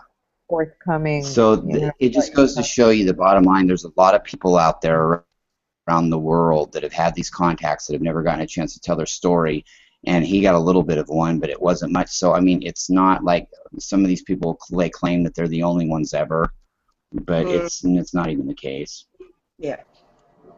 So when you're ready, I wanted to bring in another topic question for everybody. Please do, Eleanor, take it, yeah. Well, it's very basic, and basically it was touched on a little bit like Wesley just did, and I'm like, aha, because I was thinking of it earlier in that we all have our different journeys and begin at different times. Like Anastasia has been 20 years now, me only 2 years. However, throughout my childhood, I was extremely alone. I didn't have a happy one, wouldn't want to go back. However, throughout my whole childhood, I questioned everything by myself. I had no support system, but I always questioned everything. I didn't feel like I belonged at all. I always felt this must be hell on earth, which actually it is. I've come to realize that, which that will change soon. And so it progressed from there. Now it took a long time for it to ripen, as in 2012, so it's been a long journey for me. I guess it does tie into your age, and it is harder to wake up when you're older. However, it's always been there. It's always been that dark cloud that I didn't know was wonderfully light and bright because I couldn't figure out what it was, you know. And now I know, you know. Now I know. So that opens the door, and it makes you feel much better that you understand why you went through all these feelings. But it, you know, and so it's just another piece of the puzzle and part of the journey, and that it makes the picture complete. So that brings me much more calm for all that pain and loneliness I went through. There's that purpose, you know, that's your part of your lessons. You know. So, but Wesley touched on that, as he said, when he was younger as well. So I was just curious about everybody else, how they were when they were younger. Because now the newer generations, we've got the indigos and the ones that are just born into it with the knowing. I'm jealous. I'm happy for them. It's awesome. We need them. It's part of the balance. But it would have been wonderful to come in that way. What's up, Wes? Eleanor, you know about your loneliness. It's Yeah. a feeling. It's a feeling. It's a normal feeling in a Pleiad in a Pleiadian people because Yes. I'm feeling the same thing when I was growing up. Yep. I I actually I never get married. I never have children because I don't know. For me, have been a little bit hard get relationships with people who don't understand the way that I see the world. Okay, it's completely normal for us from another planet. Yes. I understand what you mean, exactly. And I was the same growing up too. I detached and lived in the astrals a lot because same what you're saying is just so common for a lot of us, very alone by ourselves. Just I just winged it. I was just felt like I was in a movie. Honestly, I'm hearing Yeah. you. I'm hearing you very much. It was like that. It was tough. It was tough. And that's what I say to my son. You know. But it's done. I'm here now. And that's Right. Right. yeah. I just Don't was have to. curious. Yeah, darling. What you're saying, yes, yes, very Yeah. much. I spent most of my time alone. Most of my time alone. And Eleanor, Yes. I think one of the main reasons I felt so alone was my whole childhood growing up, going through school. I was only one of 3 in the whole school that had red hair. Yeah, that's a toughie. So there was a lot of kids that didn't want to be around me because I had red hair. I don't Really? know if they didn't understand. Oh, I'm serious. They called me. They always told me how ugly I was, and I'd rather be dead than red on the head, and just lots of, children can be very cruel. But I think all of us have felt like we were alone, because most people really did not understand us. And Larry, what you were saying earlier about people not hearing you when you talk, I remember saying for 17 years to my ex-husband, people don't hear me. Why don't people hear me? They don't listen to me. So I never understood until what you said tonight, that people probably weren't hearing what I was saying. Yeah, the point I was making earlier was like, and I didn't know if I articulated that right. You'll be in a conversation with, it wouldn't be just one other person, but like say anytime in your life, 2, 3 other people. And what you know now is it wasn't that they were really ignoring you. I think that they were on a lower vibration and couldn't even hear what you were saying. You were speaking soft language, and but still they weren't even. It wasn't even in their consciousness to you have an opinion or talking, and not a good or a bad thing. They just couldn't. They weren't on your vibration level.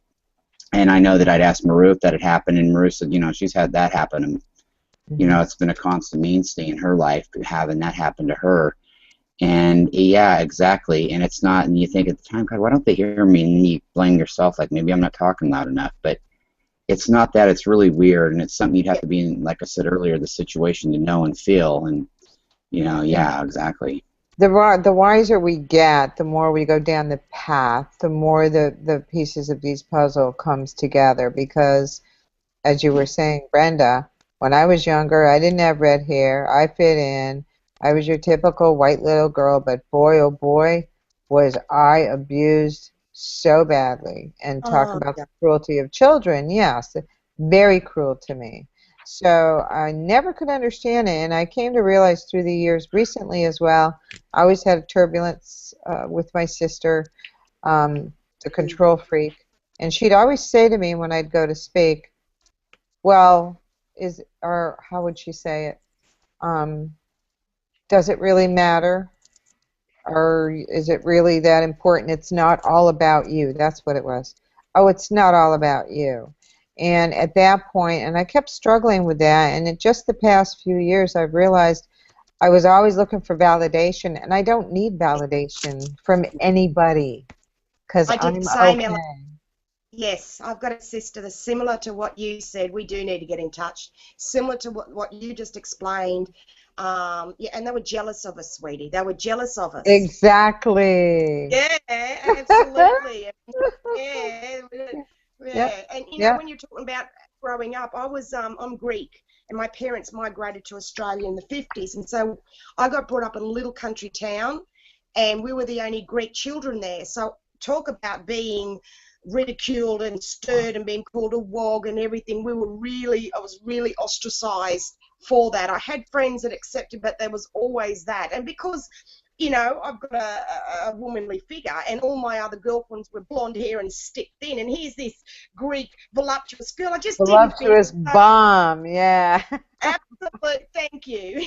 But I didn't realise it at the time. It's taken me a long Right. time to grow into the goddess and accept her and own her and love her. And so yeah, I got hammered for my weight, my size, and for which I wasn't overweight. That's the thing. I was just it was all in here, you know. Yes, And for it's being Greek jealousy. and being different. So I lived two lives: a Greek life at home, English outside of home. Everything for me. I'm a master 11 as well. I was Air Force. Then I come out, and so it was a double life. My auntie half raised me, my mum half raised me. Double life. Wow. Everything for me. Double, double, double, double, double. Very Oh, difficult. yeah, I'm hearing you. I'm Yeah. even tired thinking about it. I was like, wow. Yeah. Yeah. And then you realize that once you get past that point and you have the aha moments that, as we all know, they're part of the lessons that we're learning that bring us to the next chapter. So we thank them for that pain that we needed to bring us where we are here. To get stronger, they were there for us to get stronger. Our sisters, like you, as you've worked through yours, my sister was there to help me to be strong enough to gain my strength.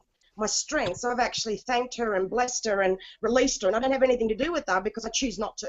You don't win with the narcissist. So That's I love where I am. Yeah. Right Same? now. Yeah. Yes. Yes, but you're right.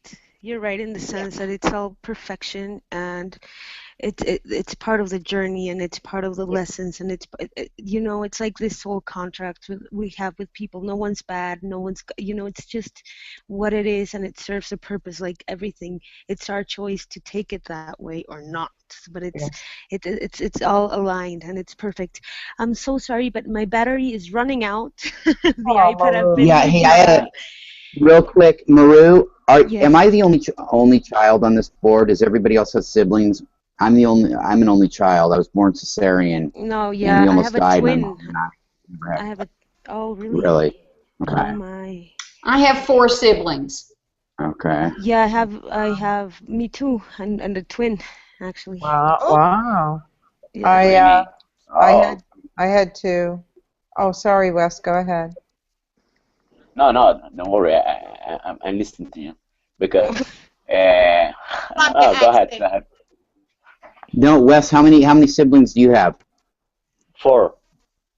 Yeah, 4. Okay. Hermano y hermana. And dos and dos? Dos and dos. Two girls and 2 boys. Yeah. Okay. Yes, and I'm not the younger, but I'm almost the younger. I don't know how can I say it in English. The children before the younger. Say it in Spanish and I'll translate it. Say it in Spanish and I'll translate it. El penúltimo. ¿Eres el penúltimo de abajo? Love it. Yes. Okay, he's in the middle. He's not the youngest. He's like the second child. Yeah. Yeah, That's what I from thought it was. 4. Yeah. Yeah, in the middle of Thank, somewhere. I got that. thank I you, got that. Maru. You're Thank you, Maru. You're Okay, so welcome. Me, okay. Wes, there's counting yourself. There's 4 children in your family. Sorry? He has 5. 5. Okay, because they're counting me. No, I'm fourth. I'm fourth. Okay, because I'm there's fourth. counting me. There's 5 in mine. Yeah, and counting Yes. me, there's 5 also. I Oh. thought Just like you, Brenda. Wes had 2 brothers and 2 sisters, so he would have 5. Yes, we are 5 totally. Okay. Oh, okay. Single. Yeah, the same way.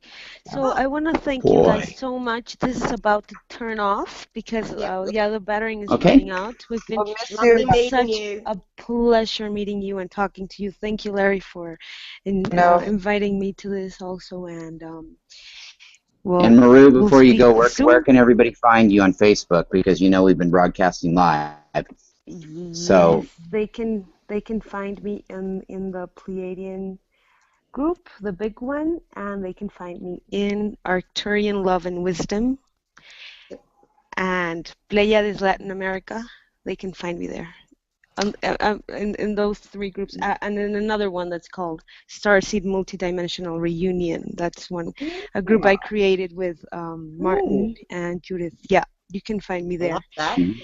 Yes, it's very and cool. you're also a manager on the staff of the Pleiadian Express Productions YouTube Google page channel. So That is correct. right. Wow. That is right. Yeah. She works a lot. Ah, yeah. Definitely. All right, yeah, cool. All right, sweetie, you have a good night, and Thank thank you for you. joining I us on send this you delightful I now send you moment. a lot of love to all of you. I love you guys. Bye, Maru. Love you. Bye. Love right back, Maru. Bless. Now you're seeing me. I just was going to fill in on my siblings. I had a sister and a brother. Lost my brother in '73 to a drug overdose, which ties into the story of my son. My son is named after my brother, Philip. Wow. Brother was Philip. He died at age 21, and when my son woke up, he was 21, and he was making a choice that night with the drug that killed my brother. Yeah, And he changed the path. It's happening. he did at that moment, and he's been struggling with ever since. However, he's been told he did a very deep quantum healing with, and I can't think off the top of my head, he's wonderful, he's been doing it for 20 years. He goes very, very deep on your levels, profoundly. Told him that he knew someone, the name of Phil, and that he was reincarnate of him. And I always wondered if he was the reincarnate of my brother because he's so much like him. Kind of spooky. It was kind of a validation and spooky at the same time, but we don't know that. You know, you don't really know.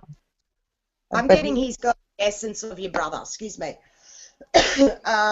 he looks like him a lot.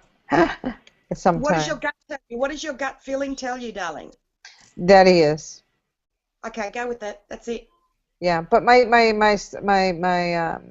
time my son was born, my brother was long gone since '73 when he passed, and my son was born in '91.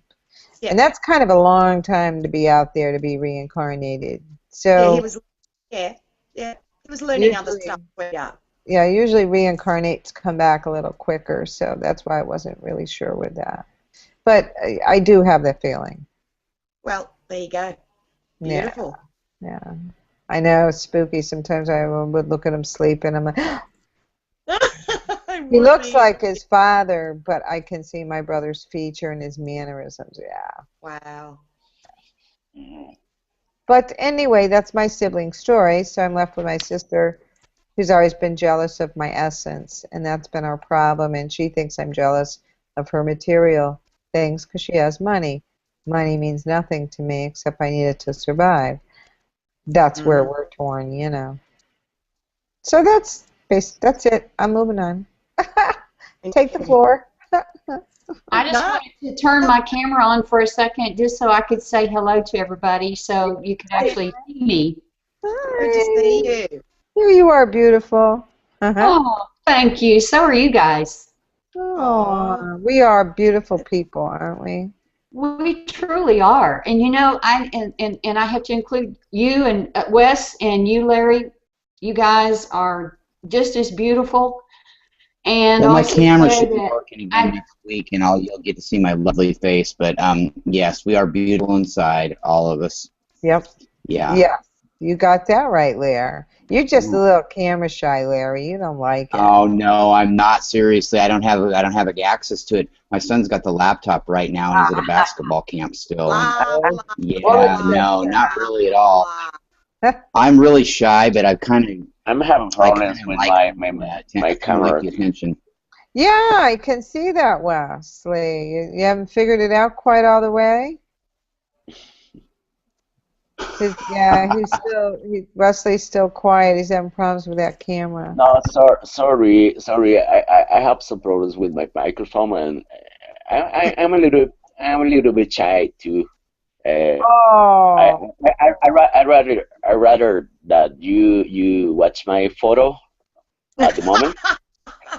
In the future, we will see my face. I like to see eyes when I talk. I like to see eyes, boys. I just Yes. gotta tell you that. There's Yeah, a they're big difference. I get so much, you know, the windows, eyes of the window of the soul, soul. because I picked up with you, Eleanor. You have such a strong angel presence. It's so huge and strong. And Brenda, I'm still tuning. It's still all with you. I'm still in the process of tuning into your eyes. Really very interesting what's going on there. What will eventually come to me with you. Yeah, and thank you for taking the glasses off, because the glasses are reflecting, but you need to see, sweetheart. Okay, I'll take off my glasses, Anastasia. I'll take off mine too. Is that better? Wow. Nice. Can you see my eyes? Let me see. I can feel yours is just a big golden glow, and I got, when you first started talking, angel, really big angel for you, Eleanor, yes. Meaning surrounded by, because I certainly am not myself. Okay, Being surrounded by the Nephilim. No, I'm just kidding. Really? Thanks, Larry. My I'm face. kidding. Yeah. Hi. See? There you go, Wesley. That's great. Glad you joined. You got Okay. nice eyes, Wesley. Yeah. Hola. Yes, eyes are vital. I wear glasses. Yeah. Often, but nice to see. So do I, you guys. Oh, okay. You look great. Nothing to be shy about there. You be yourself. Very Okay. soft. Okay, can you, Okay, can you see my I will eyes keep now, my. Anastasia? I'm going to turn off my mic and let you guys chat for a minute, because She just turned it off. Yeah. Eleanor, you look stoned. I hate to say this, you're probably just tired. You look like you're baked, girl. Yeah. Does she realize her microphone's off? Mm-hmm. I'm back. Eleanor, are you stoned, Eleanor? No, I'm kidding. No, I'm kidding. I don't get high because I'm in between with pain medication and the disease, and if I get urine test, then I get thrown out. And what I'm doing right now, as everybody's probably sick of hearing, is I'm trying to heal myself holistically of these horrible diseases I've had for 14 years, which is a long. And that's why you talk to me. And I applaud you. I've never even tried. Yeah, I've never tried marijuana myself, ever, even once, or even seen it. I don't care for Ever. it, but to have the actual getting stoned part removed, if I could afford, you know, Rick Simpson's oil and or make it, I would do that and screw the rest. But I'm trying to get off the patches, and I'm slowly decreasing those and healing at the same time, which is going to be quite a path. It's not easy feeling horrible all the time, so I'm doing the best that I can, and so Eleanor, I feel this is why we're going to be in touch, sweetheart. Physical health, I've nearly died 5 times. 3 lifetimes in one. I got told that many years ago, and it's only I, now I do I missed the understand. beginning. I missed the Oh, beginning. sorry, darling. You got told what I, many times? sorry, us Australians talk very quick. That's okay. Years ago, I got told that I was living 3 lifetimes in one, and Wow. I've nearly died. Yeah, it's been full on. I've nearly died. I just remembered that just then, and that has really resonated for me. I'd forgotten, and I'm sitting with that. So thank you for that. I just got from that for myself. Great. And I've drug addiction, pain. I was written off with post-traumatic stress, major depression. I could go on, and I'm not going to. I've got a whole list. And chronic fatigue, fibromyalgia, just nearly died 5 times, sacrificing myself, giving so much to humanity, and bedridden, on and on and on. And My gosh. I've healed myself. I'm on the last. I see an acupuncturist. I get herbs. I do so many natural healing modalities. I detoxed off 5 prescription drugs I was heavily addicted to, sweetheart, and they were ruining all my inner organs. And I'm now have been spending years rebuilding those organs back up. So when you were talking about your health, I was resonating. And you know how you said you were going to email me? Well, I feel, darling, that I will be able to guide you. And it only comes certain people for me to offer this to. The universe just brings me people that are ready, where there's no charge, no nothing. It's purely an exchange between you and I. So I'm offering that to you, darling, to email me, and I will give you back and tune into your email message. And I would love to guide you as far as your health goes. You're awesome. You're awesome.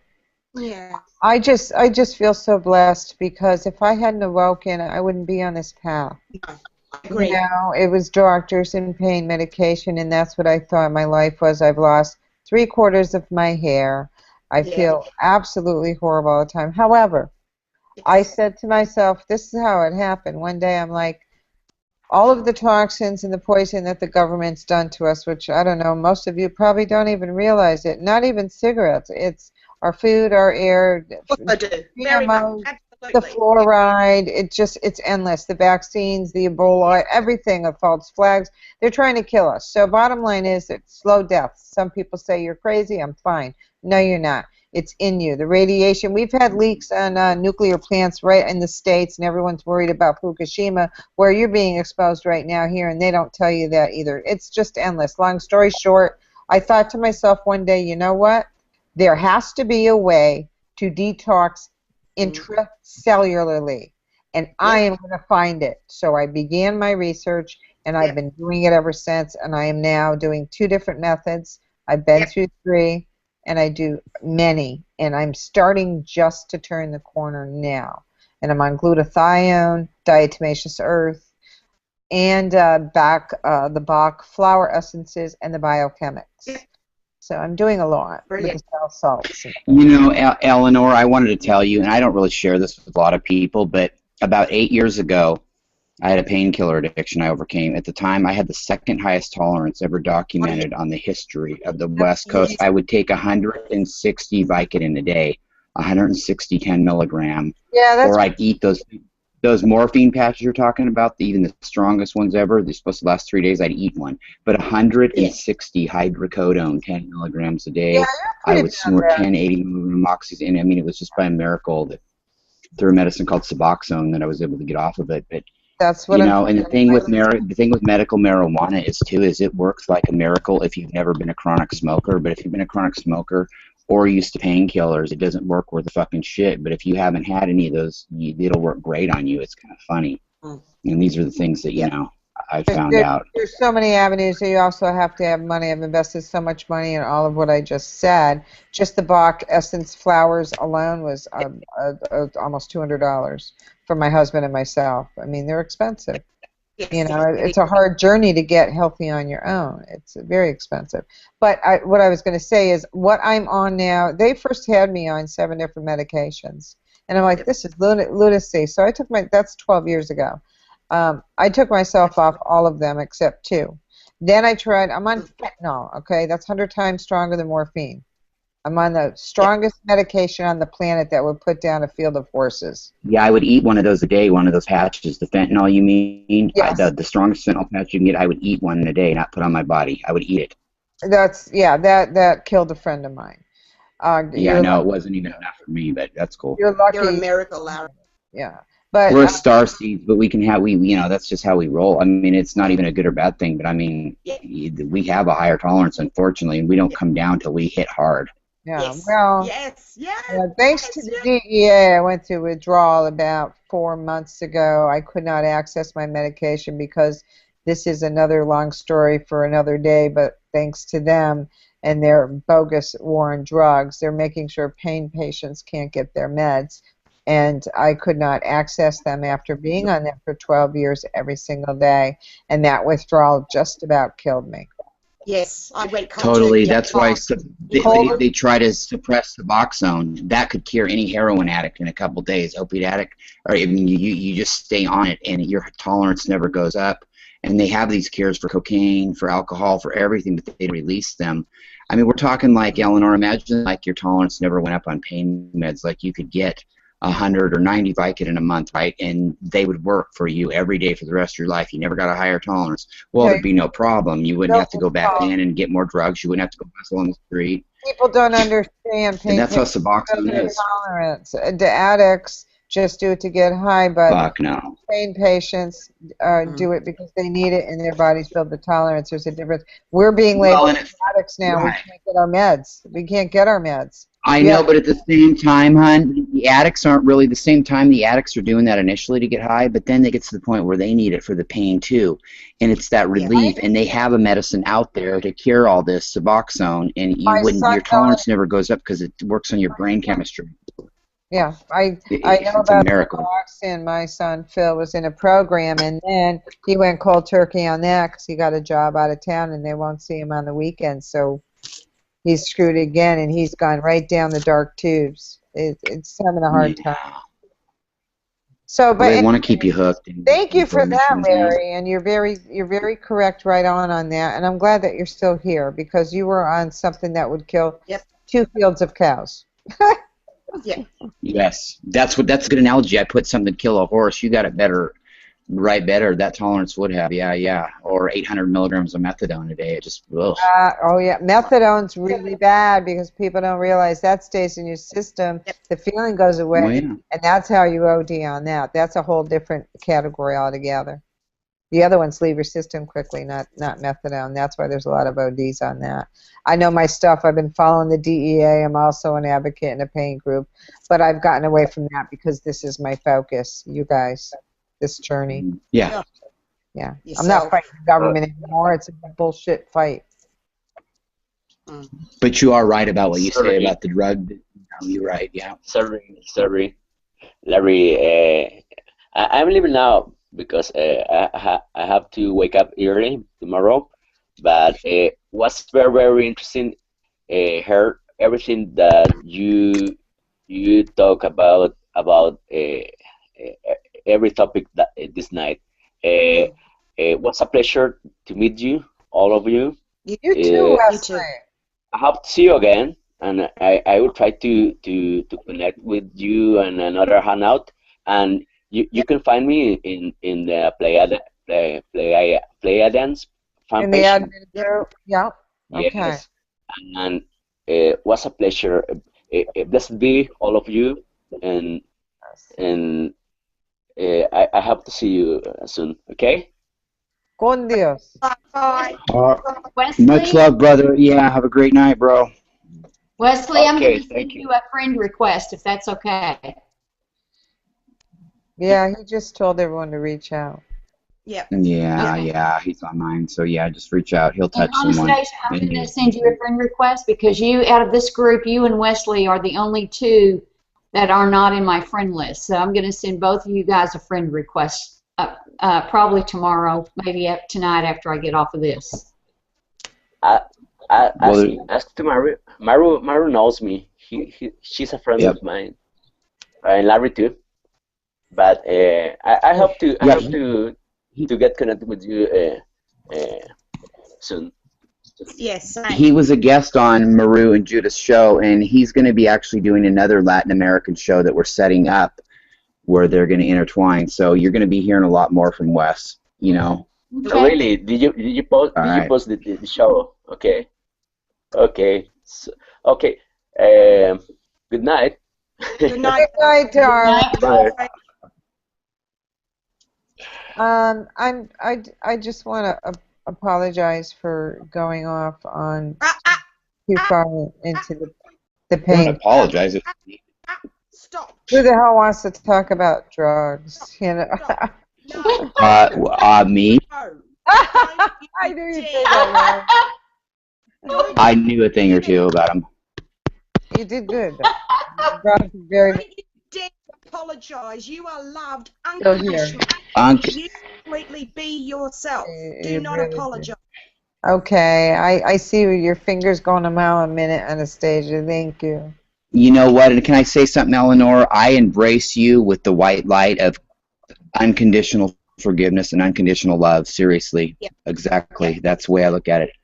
Yep. The white light of all And there is that is good. Aw, thank you. Welcome. Well, And one thing that emanates out. I would like to But say, go ahead. to really love somebody is to accept them for exactly who and what they are. And this is about the only place that I know of where we can all be who we really are and not be afraid to say what's on our mind and what we believe, because we know we're not going to be judged here. Yes. Great comfort. Yes. You're right. It helps Brad. build our confidence as well. Yeah. Yeah, it's I think a good subject, and maybe not, but it's just huge within the community. The people that are still struggling is our ego, and no matter how many people say, "Oh, I've dealt with that, and I'm just all about peace and love," I would venture to say 85% are full of crap, because it's difficult. We've been human for a long time, and it's so deeply resonated. It is very difficult to face it and truly, truly let go and forgive and be able to be all of that. And there are the exceptions, like this lady I'm looking at right now. There's there's exceptions, but most really, really struggle with it. I still am. I am. Yeah. The other day, I could feel fear starting to well up inside of me. And there was no reason for me to be afraid of anything. But I knew right off the bat it was my ego doing that. And I recognized it, and I said, no. I said, I know that you're my ego. You're trying to make me be afraid, but I'm not going there because there's no reason for me to be afraid. I know you are a part of me, and I love you, but no longer am I going to allow you to control my life anymore. And I could see in my mind's eye, it was throwing a temper tantrum because it was so used to having its own way. Yep. You did good. Really good. Yeah. And then it comes up again, and you say it again, and then it comes up again, and it's a continual facet after facet that keeps coming, that you shift and shift. All part of being a human being. Yeah, I reached the point in my life that I'm the type of person that worried out of concern, because I can't even count, so many people dear to me at young, I'm not talking grandmas and grandpas, which they're dear as well, but at young ages, tragic, horrible, horrific losses. Extremely painful life I had, started at 15, and it just never seemed to stop. So I always was worried I'd lose somebody. And so it branched out from there, especially when I had my children. We know as parents, people that are parents, how we are concerned about our children. So long story short, what I'm trying to say is, when I finally reached the point of the past, I'd say half year, I finally grasped the fear factor itself and how to get past it. And I do it every single time, hands down. The minute I'm concerned about something, I say it like it is. There is nothing with this that will serve me, and there is nothing that I worry about or fear that will change a damn thing. And I am going to stay in the present, and I'm going to enjoy it and not live in fear, because it takes away from what we are right now and what we're experiencing, you know? Just beautiful. And what came as you were talking, darling, was that as an angel, I keep getting this, as an angel, when you were talking, this big bubble of energy, and I was breathing through it as it shifted as you were talking, was that as an angel, you witnessed so many around you. You saw so many dying. So when you were telling that story, I went, oh, as an angel, you saw so many. And then you came into the human form to be able to deal with it, is what I just got. Yeah, really? Wow.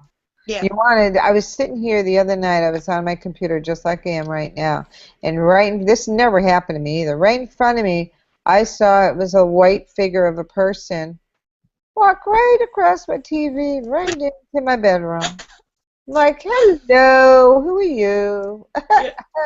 First time, I'm like, wow, that just totally blew me out of the water. I've felt people. I've had someone dear to me that I lost. He killed himself.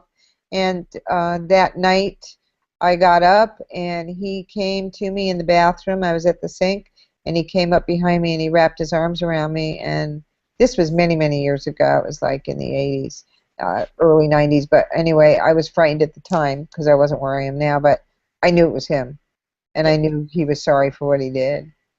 But that type of experience I had is the energy. But I've never actually seen it. I don't have that capability of vision yet. You know. Well, we're all starting to see it out the corner of our eyes and stuff like that. You know, Yeah. like I've been seeing a lot more lately. Of course, I have my orbs and plasma beams I normally see, but out of corner of my eye things, I mean, the veil is thinning. That just it made me spark to think of that. The veil is thinning. And so, I mean, these things are slowly becoming more visible, and I'm not saying it's going to happen tomorrow for everybody, but these are the little nuances that they talked about that are happening now, and I mean, you know. Guys, I'm going to have to head off now. I'm going to have to too. I think, guys, before we go, I think we should end the broadcast right now, like officially. So what I'm going to do is, Anastasia, would you, before you do go, can you give your site a quick plug in your blog and stuff, and where can find you on Facebook? Live. Are you telling me now that this was live? Yes, and I said that specifically in the instructions I heard and it, everything. but I just didn't want to hear it. Okay. I know you're a Blu-ray like me, totally. You'd hear it, but you didn't. I know. So come on, at least you. Oh, okay, it's all good. The Blue Beyond, it's called, Facebook site Blue Beyond. I'm about to set up my own website, and so you can get in touch with me there, or on my timeline, or in the Pleiadian group, because I'm one of the admins there. So yeah, those that are ready will come. They'll come. They will. Okay, Anastasia, you are free to leave, my friend. The captain is releasing you for your. Yes, there you go, over and out. By the way, I found the blue transmissions. I'll email them to you tonight. Beautiful. I'll talk with you soon. Lovely meeting you as well, Brenda. Love. Love you, Anastasia. Love you, honey. Have a good night. Have a good day, morning, every now moment you're in, which is all one. Love yous all. Talk Love soon. you. Bye. Bye-bye. Love you. Okay, so Anastasia's left. So, Eleanor, why don't you go ahead and tell us where, or who wants to go first before I close the broadcast? Which one of you two want to give it one? Go Let's ahead. go with eeny, meeny, miny, mo. Well, I'm in Brenda, all go the first because you start with a B. Go ahead. With me? Yeah, because you're first in the alphabet, so let's just do it that way. I don't know how else. Okay. I'm in all the Pleiadian groups. I'm an admin, or one of the admins over the Texas Pleiadian Rangers, and you can find me in any of the Pleiadian groups though, but mainly Texas. Cool, awesome. And Eleanor, where can we find you if our heart so desired? Pleiadian, you keep changing the name on me. Pleiades Latin America. Yep, yes ma'am. And that's when I pop my crazy un-Latin head back in there. And I'm doing the best I can in the beginning. But I was struggling with it because I'm not Latin. So I did my best. Look at me being all stereotypical. I know, huh? You know? How do you know I'm not like that guy?